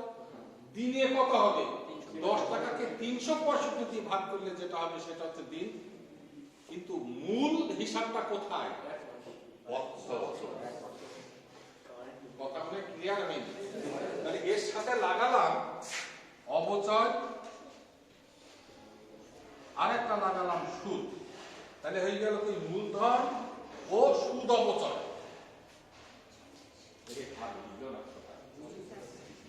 মূলধন মূল টাকা আর সুদ অপচয়, তাহলে 2টা ভাগ, তাই তো। এইবার গ্রাহকের কি হবে, ওর একটাই, সেটা হচ্ছে গ্রাহকের খরচটা বলতে একটাই খরচ, নাকি 2 রকমের খরচ নিয়ে আমরা গ্রাহকের কাছ থেকে বলি নাকি। বিদ্যুৎ বিল ছাড়া কি প্রতি মাসে মাসে মিটার রিডার কি অতিরিক্ত কোনো টাকা নিয়ে আসে, নিয়ে আসে না? প্রত্যেক মাসে বাসায় দেখো খেয়াল করে, একটা বিল দিয়ে গেল, দিয়ে ঠিক 2 মাস বা 3 মাস পর পর ওই মিটার রিডার আবার বাসায় যে অতিরিক্ত একটা টাকা তোমার বাসা থেকে নিয়ে আসে, এটা কি জানো? অতিরিক্ত টাকা কি নিয়ে আসে না 2 মাস 3 মাস পর পর বা 1 বছরে বা 6 মাসে? কখনোই নিয়ে আসে না, কখনোই নিয়ে আসে না। নিয়ে আসতে গেলে তুমি ধরে মাছ দিয়ে দেবা, এই জন্য নিয়ে আসে না। তাহলে কি হবে, একবারই সে নিয়ে নেয় বিদ্যুৎ বিল আকারে। ওই টাকাটা যখন তুমি জমা দাও ব্যাংকে, ব্যাংকে জমা দেওয়ার সাথে সাথে তার ক্ষেত্র অনুযায়ী কিন্তু ওই টাকাটা গভর্নমেন্টের খাতে জমা হতে থাকে। এটা বাস্তব। তুমি মনে করো না যে টাকাটা কারোর ব্যক্তিগত পকেটে যায়। ধারণা ভুল হতে পারে, ভুল ধারণায় অনেকে অনেক কথা আমরা বলে ফেলতে পারি, কিন্তু সঠিকতায় কথা বলতে হবে। ওই টাকাটা কারোর পকেটে যায় না, টাকাটা সরাসরি ব্যাংকে, ব্যাংকের থেকে ওই টাকাটা বিভিন্ন ক্ষুদ্র উপাংশে ভাগ হয়ে যাবে। যে ভাগের একটি ভাগ এই কর্তৃপক্ষ আমাদের জন্য রাখবে তার কেনা, মেনটেনেন্স ইত্যাদি ব্যয়ের জন্য। আজকে তারের কথা বলছি, 2 দিন পরে তো পাওয়ার প্ল্যান্টের একটা অল্টারনেটরের অকেজি হয়ে যেতে পারে, তার খরচ লাগবে না? কথা বুঝছো? এই মেনটেনেন্স খরচের জন্য ওই ক্ষুদ্র ক্ষুদ্র টাকায় এক সময় বড় টাকা হয়ে দেখা যাচ্ছে অল্টারনেটরের আউটপুট পাওয়ার অনেক কমে গেছে। ইনপুট ঠিকই দিচ্ছি, কিন্তু আউটপুটে আমি যে পরিমাণের পাওয়ার পাওয়ার কথা সেই পরিমাণে পাচ্ছি না। তাহলে কি হচ্ছে, অপচয় জনিত খরচ আমার বেশি হয়ে যাচ্ছে। 10 লিটার তেল পুড়িয়ে এতটুকু পাওয়ার পাচ্ছি, তখন বলতে এই মেশিন আমার রাখার দরকার নাই, ওটাকে পাল্টাবো। তাহলে কিনতে হবে না, সেই কেনা টাকা কোথায় যাবে, বুঝতে পারছো? তো যাই হোক, এটার একটা দিক বললাম। আর গ্রাহকের কি, এনার্জি খরচ। এইবার উৎপাদন খরচের 2টা, একটা হচ্ছে মূলধন সাইড আর একটা হচ্ছে সুদ অপচয়। এইবার গ্রাহকের ওই এনার্জি খরচের একটি অংশের সাথে এই 2টা খরচের একটা অংশ সমান করে ফেলতে হবে। ওই সমান, ও আরেকটা জিনিস, তার কিনতে যে এই কথাটা বলেছিলাম, তাই তো, যে দ্রব্যাগ প্রস্তুত দিয়ে দাম করলে কত, ধরো 200 টাকা। তুমি ধরো একটা ফ্যান চালাবা, বা একটা ফ্যান চালাবা, এই জন্য এই তারটা কিনেছো, কোথায় কথা 200 টাকা। এবার সাইজ সম্বন্ধে তুমি কিছু জানো না, দৈর্ঘ্য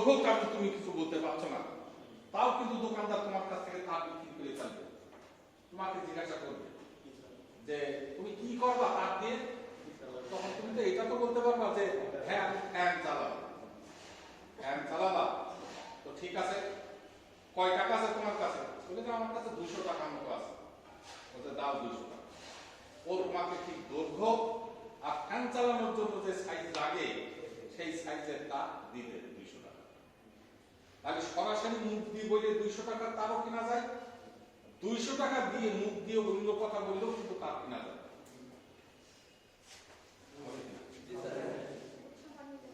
তাহলে তো সেই সমানই হয়ে যাবে।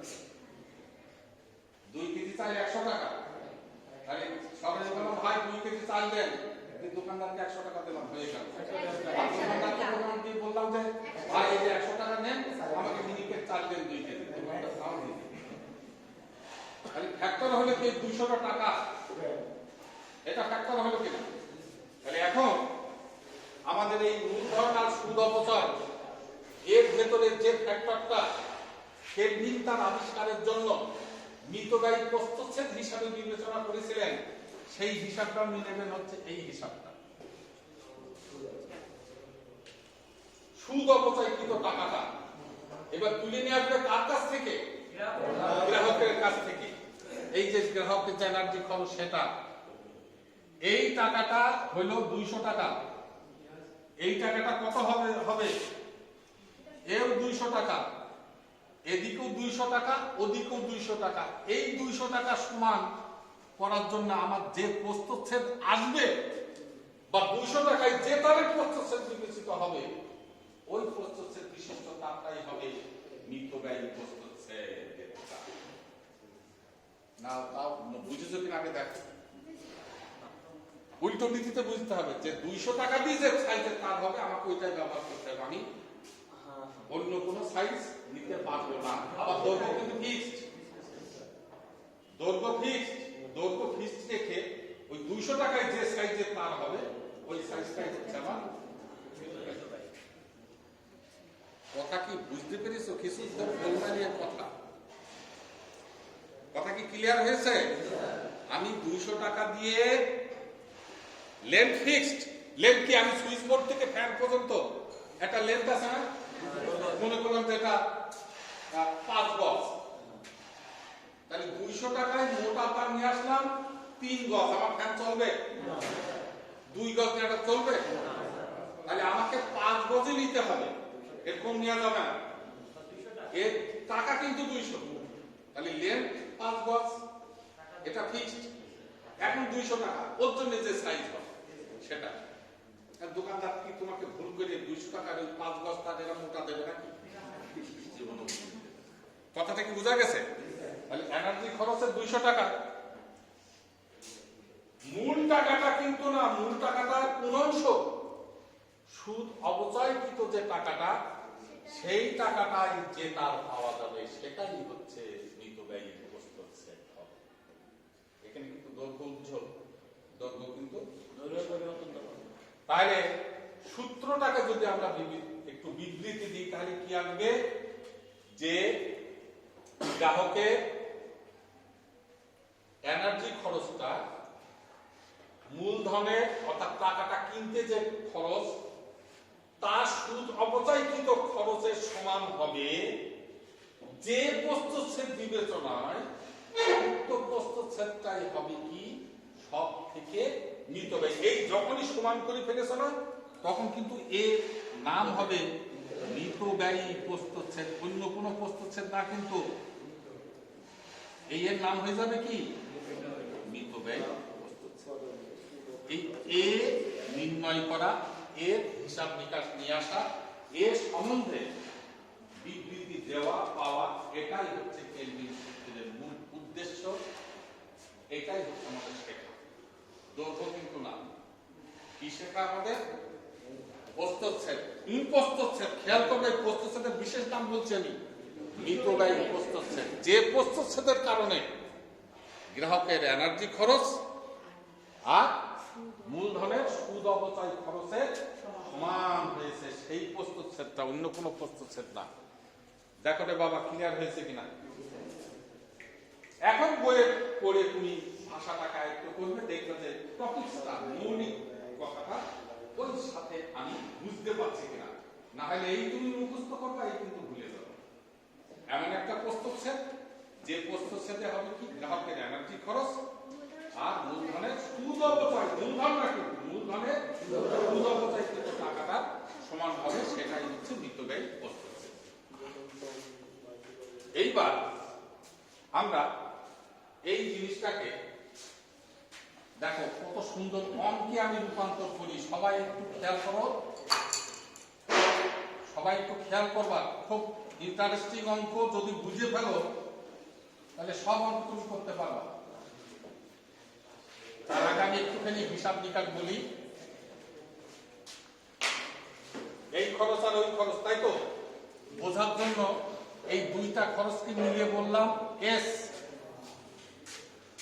S1, আর এই দুইটা এই এনার্জি খরচকে বললাম S2। আগে বুঝাই দিচ্ছি আর। তাহলে S1 এর কি নাম? মূলধনের সুদ অপচয় খরচ। তাকে তাও বুঝতে পারলেন, এর নাম কি? S1 এর নাম মূলধনের সুদ অপচয় খরচ। এইটা প্রস্তুত সেটের সাথে কেমন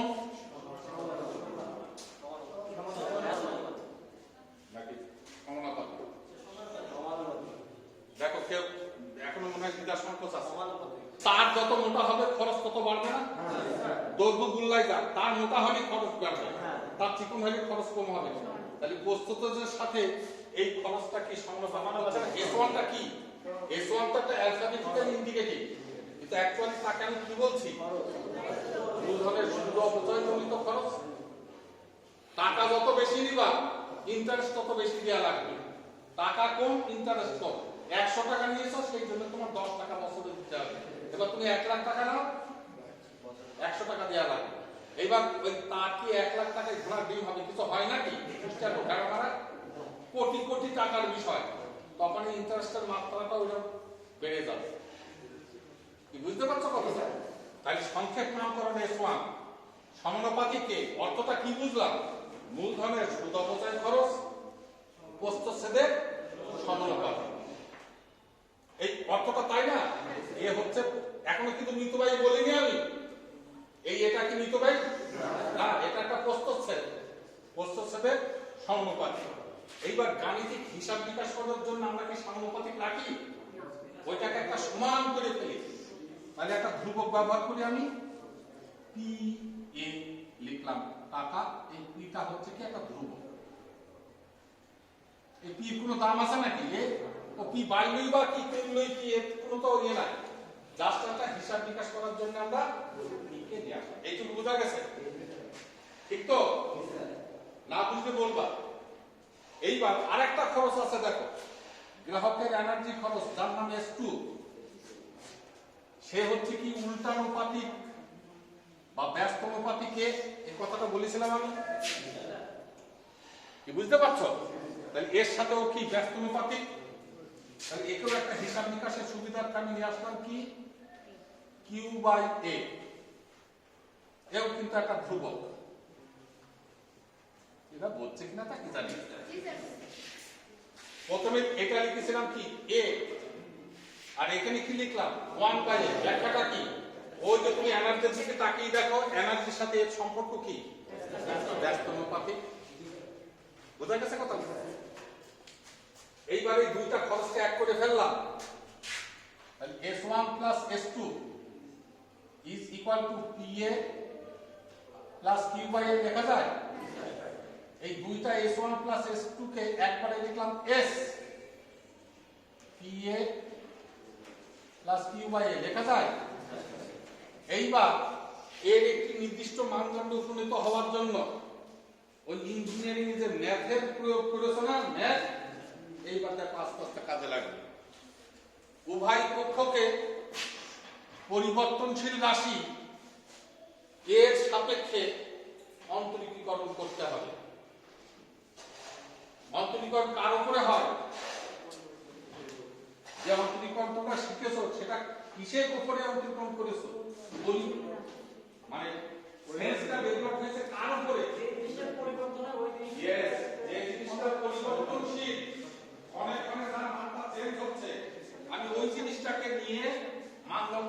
করেছি, এইটা হচ্ছে অন্তরীকরণ।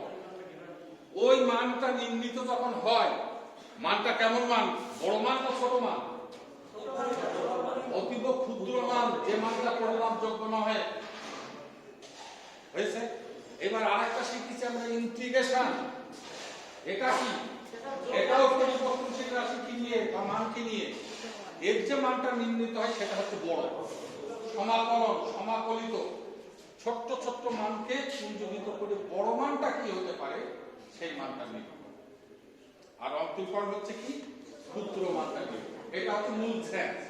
এখন সেই পরিবর্তনশীল বিভিন্ন রাশিমালা, বিভিন্ন উপাত্ত নিয়ে যোগ, বিয়োগ, গুণ, ভাগ, হ্যান ত্যান ইত্যাদি বিভিন্ন রকমের কার্যক্রম সম্পন্ন হয়েছে।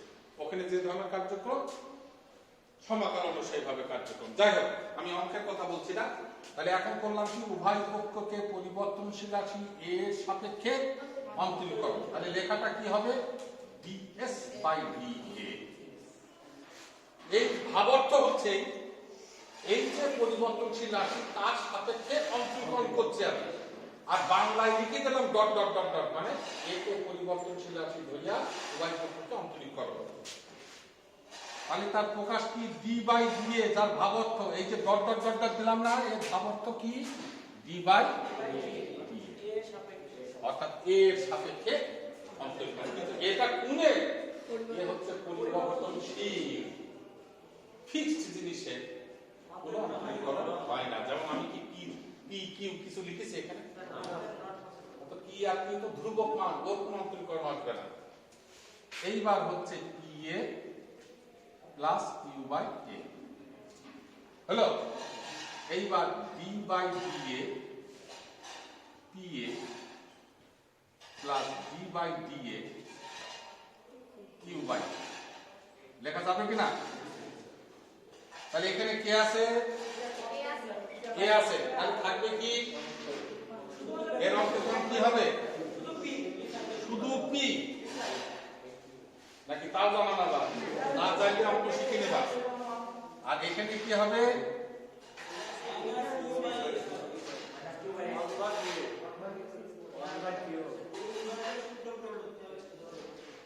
কি হবে তাই বলো। সে তো সূত্র বহু প্রয়োগ করেছে, এখন কি হবে?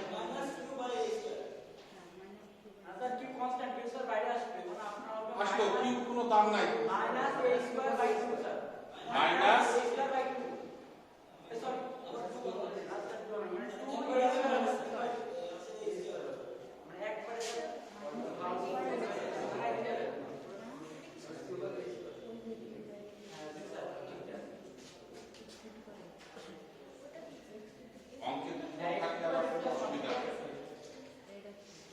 এটা হয়ে যাবে ইনভার্স ফাংশন। আমি একটুখানি অঙ্কটা দেখাই দিই। D by dA equal to, sorry, D by dA Q into A inverse. এই কথাটা দেখ, কিউ বাই এ আর কিউ ইনটু এ ইনভার্স কথাটা একটা। এইবার অন্তরীকরণ কি হয়? সূচকটা পাওয়ারে আসে -1 থাকলো কিউ, আর ওই -1 থেকে আবার একটা -1 করতে হবে। তাহলে -1 আবার -1, তাহলে কি আসলো? মাইনাস কিউ এ -2, তাহলে আসলো কি? মাইনাস কিউ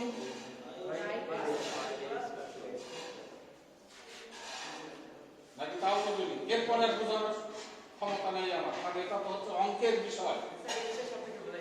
ঠিক আছে? তাহলে আমার এই রেজাল্টটা কি আসে? p minus Q by,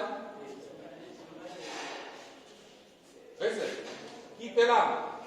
ds by d এর মান পেলাম p minus Q by a square. কথাটা ঠিক হলো তো? এইবার আমরা আজকে পর্যন্ত, গতকালকেও একটা কথা বলেছিলাম, যখন আমাকে একটা ডিজাইন করতে হয় তখন সর্বোচ্চ মানকে প্রাধান্য দিতে হয় কি? যার জন্য ভি বিভিন্ন মানের ক্ষেত্রে আমরা বিবেচনা করেছি ভি ম্যাক্স। খেয়াল করেছো? এর বিভিন্ন, কেন এ তো ভেরিয়েবল, এর তো বিভিন্ন মান আছে, সর্বাধিক একটা তো নিতে পারি। এবার ওর সাথে একটা কথা আমি বলবো, সর্বাধিক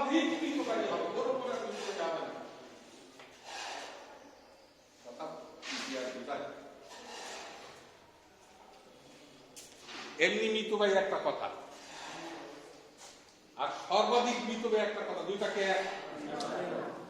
সর্বাধিক মিতব্যয় এক মিতব্যয় মানে কি দাঁড়ায়? সর্বাধিক মিতব্যয় যে কথাটা বললাম তার অর্থ হচ্ছে এই এর উপরে আর মিতব্যয়টা হবে না।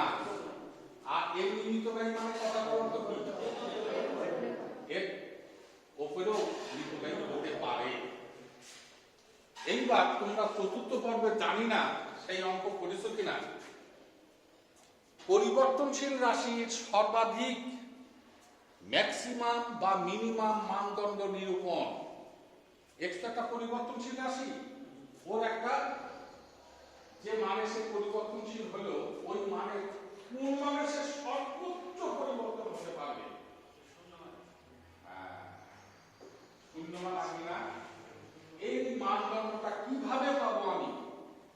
এটা হচ্ছে ম্যাথমেটিক্যাল সাইডে অধ্যায় ভিত্তিক আলোচনায় যেটাকে আমরা বলি ম্যাক্সিমাম মিনিমাম কন্ডিশন।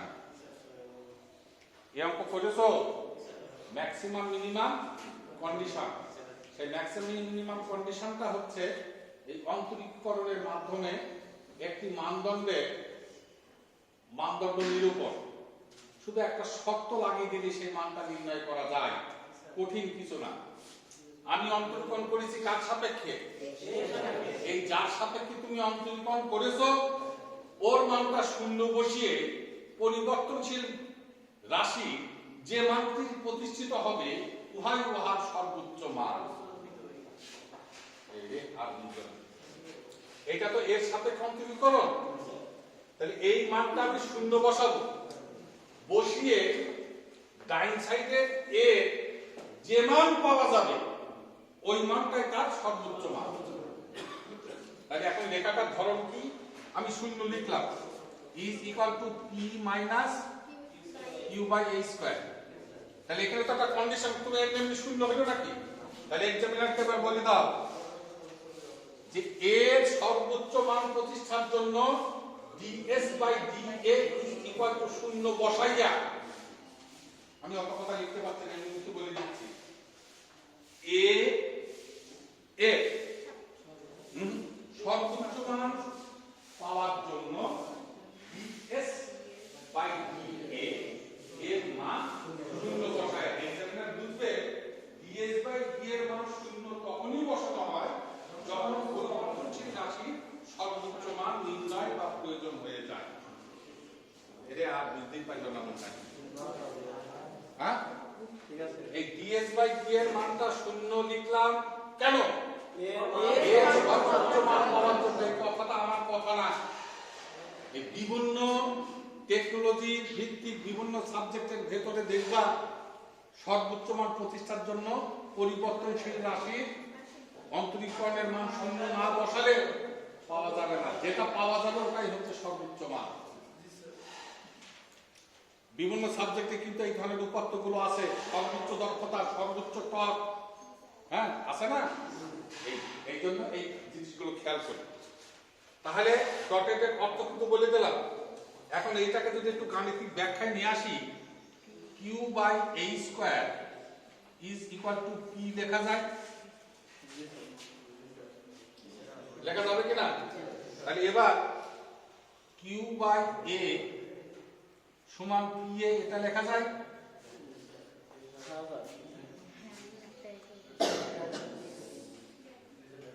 লেখা যাবে? আমি নাম হচ্ছে যেখানে যেখানে গ্যাপ পাচ্ছি লিখে নিচ্ছি, তোমরা ছবি তুলে নিয়ে পরবর্তীতে খাতায় কিন্তু বিবৃতি দিয়ে নিও, না হলে কিন্তু আমার লেখা হঠাৎ করে কেউ বুঝতে পারবে না যে তোমার জন্য কি লিখেছে সেটাই বুঝতে পারছে না। যে ক্লাসে আসো সেই বুঝতে পারবা যে স্যার এর পরে কোন জায়গায় কি লিখেছিল।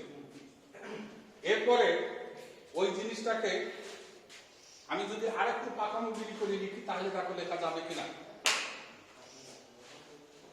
PA is equal to Q by A, একই কথা। PA square is equal to Q, একই কথা। A square is equal to Q by P, একই কথা। A is equal to root over Q by P, একই কথা কিনা?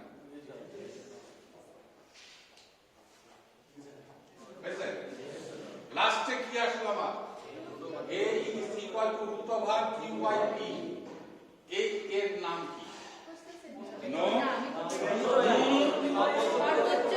এই যে এই যখন শূন্য বসেছি তার আগে এ হচ্ছে মিতবায়ী, আর এই শূন্য বসায় যে মান প্রতিষ্ঠিত হলো সর্বাধিক মিতবায়ী। কথা ক্লিয়ার? ঠিক তো? এইবার দেখো কারো অন্ধকারচ্ছন্ন আছে কিনা কোনো জায়গা বা টপিকসে। তাহলে কেলভিন কি বলে দিয়ে গেল, এমন একটা প্রস্তুত দিতে হবে যে প্রস্তুতে গ্রাহকের এনার্জি খরচ আর মূলধনের সুদ অপচয় খরচ সমান, ওই প্রস্তুতটাই হচ্ছে মিশ্র ব্যয়, তাই তো? আর সর্বাধিকের বিষয়টা কি? এই equal to root over Q by P, এই জায়গাটায় কথা কি শুধু একটু পেশাই বলে দেবা, যেটাই হচ্ছে আমার সর্বাধিক মৃত ব্যয় হারে প্রস্তুত। তোমাদের করণীয় হবে আগামী দিন এই অধ্যায় ভিত্তিক আলোচনা আর একটু বইয়ের ভেতরে একটু নাড়াচাড়া করবা, দেখবা সূত্রটা কি, কিভাবে আসলো, এমনি করবা। শুধু শেষ মুহূর্তে যাওয়ার জন্য আমি একটা গ্রাফিক্যাল রিপ্রেজেন্টেশন দিয়ে আজকের ক্লাস শেষ করব, যে ইহা দেখতে কেমন। গ্রাফ হচ্ছে কি ধারণা দেয় আমাদের? একটা বুবার ধারণা দেয়। মানুষজন উপস্থিতি থাকা লাগে না, চিত্রের দিকে তাকালেই একটা ধারণা পাওয়া যায় এ কি বলতে চাচ্ছে। সেই বলতে চাওয়াটাই আমি এখন দেখাবো। বুঝে দিলাম এই সাইড।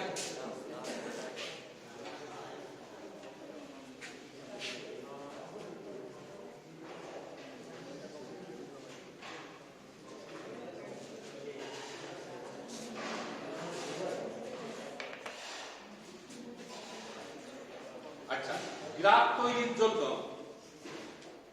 প্রাথমিক সেন্স, গ্রাফ পেপারটা তো আমরা দেখেছি কি থাকে এখানে, ছোট খোপ হোক বা বড় খোপ হোক, আকৃতিগত পরিবর্তন কি কি নাম? আকার আকৃতি সবগুলো কিন্তু এক কথায় বর্গক্ষেত্র। এই ডিজিটালের অবস্থানটা হচ্ছে বর্গকে নিয়ে, যার জন্য মানের পরিবর্তনটা নেই, একদম স্থির প্রকৃতির।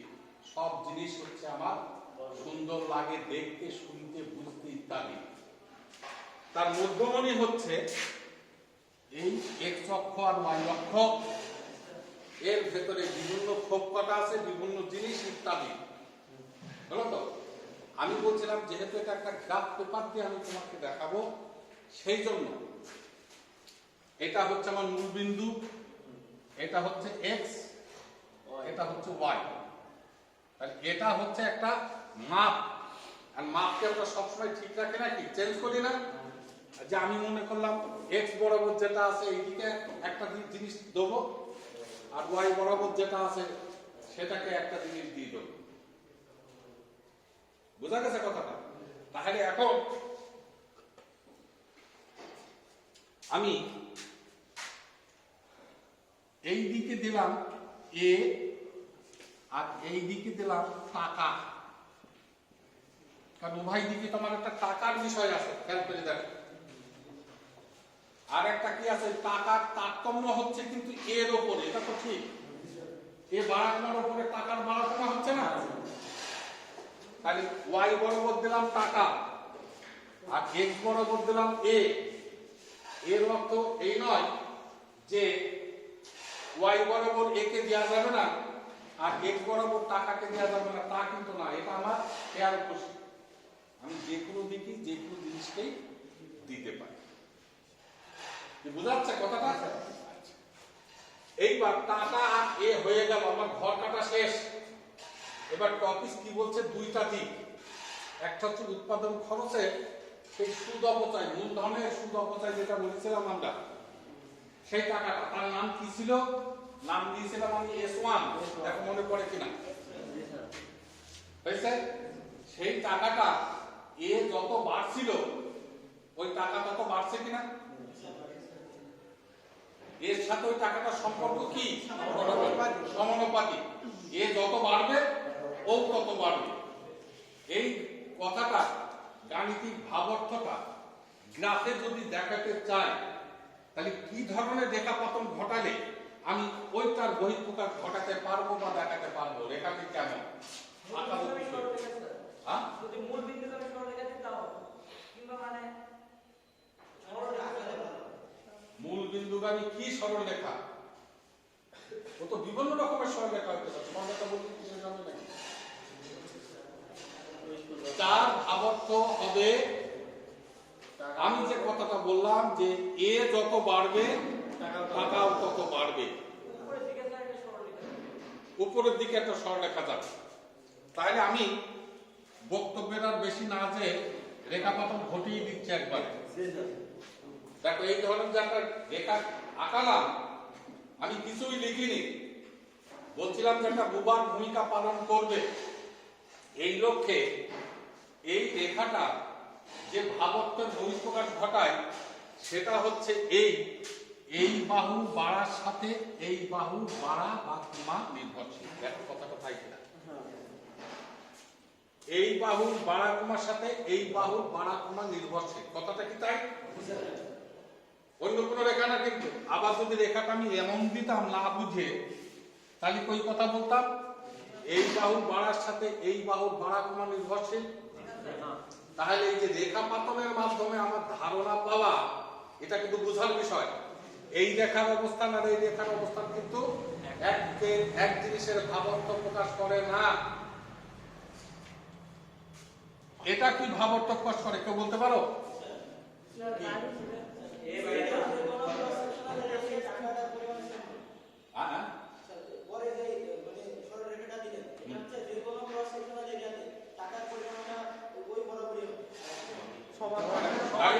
কথাটা দাঁড়াচ্ছে এর মান যতই পরিবর্তন করি না কেন টাকা ফিক্সড। কথাটা তাই। এর গাণিতিক কথার জবাবটা কি বলবা তুমি? কি সেন্স দেবা? একে কি ধরনের টপিক বলবা? না না, এটাকে বলা হয় ধ্রুবক। ধ্রুবক রেখা কি কেন ধ্রুবক তুমি দেখো, একে বাড়াও বা কমাও, এই টাকা কি কম বেশি হচ্ছে নাকি? এই এখানে গেল তো সে টাকা এই মানে কি? এই পর্যন্ত মনে করলাম যে আমার টাকা হচ্ছে 100 টাকা, তারপরে ওপরে গেলে তো তারপরে 200 টাকা, তারপরে 500 টাকা, তারপরে এইভাবে যাবে তো। তো আমি এর যেখানেই হাত দিই না টাকা তো সেই 100ই আছে, তাহলে টাকা ফিক্সড হয়ে যাচ্ছে না। একই জিনিসটার কথা কি বলি আমরা? ধ্রুবক বলি না? তাহলে ওই রেখাটা হচ্ছে ধ্রুবক রেখা। এর বাড়া কমার সাথে ওর কোনো সম্পর্ক নাই। কিন্তু এই কাট রেখা যেটা, আনত রেখা, ঢাল রেখা, এটা জ্যামিতিক ভাষা। ওই যে সরলরেখা বললে না, সরলরেখা তার অক্ষের ভিতরে অবস্থা ভেদে তার নামকরণ এইগুলো। হ্যাঁ, অবস্থা ভেদে তার নামকরণ। তাহলে এটা হচ্ছে আনত রেখা কিন্তু মূল বিন্দুগামী। এই রেখাটা কেমন হইতে পারতো না? এই রেখাটা এই ধরনের হইতে পারতো না? আমি কি তাই দিয়েছি? না, আমি কি দিয়েছি? মূল বিন্দুগামী। কেন দিলাম? এইবার ভাবর্থ, এ যখন শূন্য টাকাও তখন শূন্য। আর যদি আমি এখানে দিতাম এ যখন টাকা শূন্য কিন্তু তোমার মান না দিয়ে দিয়া,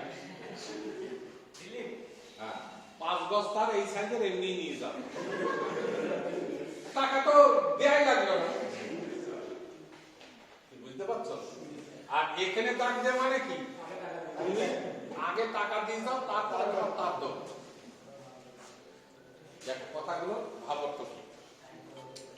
তাহলে আমরা বোঝার সুবিধার্থে এই লাইনটাকে মুছে দিলাম, এই লাইনটাকে মুছে দিলাম, এটাও মুছে দিলাম। তাহলে থাকবে এই রেখা। তাহলে এইটা এই দুইটা ভাগের কোন ভাগ হবে? এটা এই সমানুপাতিক রেখা। হ্যাঁ, মূলধনের সুদ অবচয় যে অর্থটা, সেটা তাকে সংক্ষেপে আমরা কি দ্বারা প্রকাশ করেছিলাম? S1। তাহলে এ হইল আমার S1।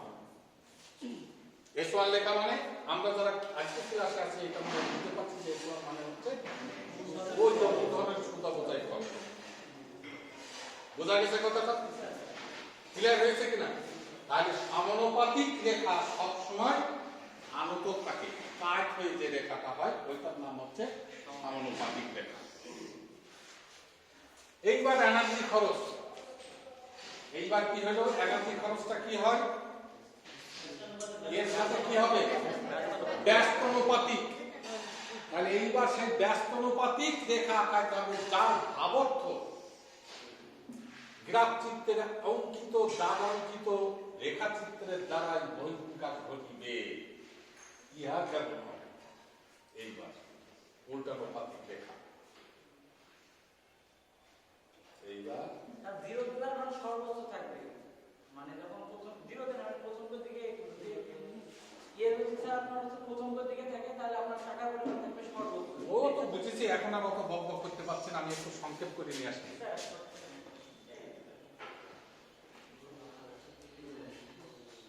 রেখাটা যেভাবে রেখাপাতন করলাম, এটা শুধু একটুখানি ফলো করে দেখো। এক্স অক্ষ এবং ওয়াই অক্ষকে স্পর্শ করবে না, কিছুটা গ্যাপে বক্রাকার যে রেখাটি রেখাপাতিত হলো, ইহাই হচ্ছে উল্টানুপাতিক রেখার রেখাপাতন। ভাবক্ষণে ক্লিয়ার করে দিচ্ছি, আগে অঙ্কন পদ্ধতিটা খেয়াল করবে, কারণ এটা অনেক সময় প্রশ্ন হয় যে কেলভিনের সূত্রের রেখাচিত্রের মাধ্যমে গাণিতিক ব্যাখ্যা দাও, তখন তোমার এই চিত্রটা অবশ্যই লাগবে। তাহলে এই রেখাপাতনটা কি অর্থ বহন করছে, আমি কি করেছি, ওয়াই অক্ষকে স্পর্শ করাইনি, কথাটা ঠিক। ওপরে গ্যাপ দেয়া বা ডটের দেয়া, তুমি যদি ডটের নাও দাও কিন্তু গ্যাপ তোমাকে দিতেই হবে, কারণ স্পর্শ করলেই কিন্তু ভাবার্থ চেঞ্জ হয়ে যাবে। দিয়ে বাঁকানো রেখা এক্স অক্ষকে স্পর্শ করবে না, এই রেখাপাতনটাই হচ্ছে উল্টানুপাতিক ভাবার্থের রেখাপাতন। এইটুকু কি পারা যাবে কিনা? স্ট্রেট লাইন না, কিন্তু বাঁকানো বক্ররেখা, এইটাই হচ্ছে আমার উল্টানুপাতিক ভাবার্থের রেখাপাতন। তাহলে উল্টানুপাতিক কে ছিল আমার? নো S2 হয়েছে। এইবার আমরা বুঝিনি, এ যখন শূন্য, দ্যাট মিন্স S2, এ যখন শূন্য, S2 কি? হ্যাঁ, অসংজ্ঞায়িত, ইনফিনিটি, অসীম। অসীমের কোনো দাগাঙ্ক আমি দেখাতে পারবো না, এই জন্য স্যার ডটেড এবং ওয়াই অক্ষকে স্পর্শ না করে। বোঝা গেছে কথাটা? এইবার এ মানে এ যখন অসীম, এটা আমি দেখাতে পারবো কখনো? এ কে অসীম, এ যদি আবার অসীম হয়, তাহলে S2 কি হয়ে যাবে? শূন্য হয়ে যাবে। অসীমের উল্টা কথা তো শূন্য না, এটা মানে বুঝতেই পারছো। এ যখন অসীম, তো তুমি এই এর অসীম কোথায় দেখাবা? এটা কি সম্ভব? যার জন্য আমি দেখো এক্স অক্ষের উপরে একটা গ্যাপে রাখছি, এগুলো কিন্তু কায়দা। তুমি যদি কেউ ভুল করে আন্দাজে এমন আঁকিয়ে ফেলে, না এটা হইল না, এটা হইল না, দেখতে ওই ধরনের হলো, এটা সেন্সে হইল না। এখানে থাকা মানে কি, এর একটা মান আছে না? আর এখানে কি আমি ঠেকিয়েছি নাকি? তুমি কি বলতে পারবে নাকি যে স্যার তো এই পর্যন্ত ইয়ে এসছে, আর তো যাই, আরে আমার খাতায় তো জায়গা নেই, অসীম জায়গা কোথায় দেখাবো? যার জন্য গ্যাপ রাখা। খাতার উপরে মাথায় তো জায়গা নেই, যার জন্য আমি ডট ডট দিয়ে নিয়ে এসছি। ওইটাই হচ্ছে অসীমের অবস্থা। বোঝা গেছে কথাটা? এই রেখাটা হচ্ছে কি উল্টানুপাতিক ভাবধারা রেখাপাতন হয়েছে। এইবার দেখো, এই দুইটা রেখা একটা জায়গায় ছেদ করেছে, এই যে এই জায়গাটা ছেদ করেছে না, যে জায়গাটা ছেদ করেছে ওই ছেদ বিন্দু বরাবর এর যে মানটা নির্ণীত হয়েছে, ওইটাই হচ্ছে সর্বাধিক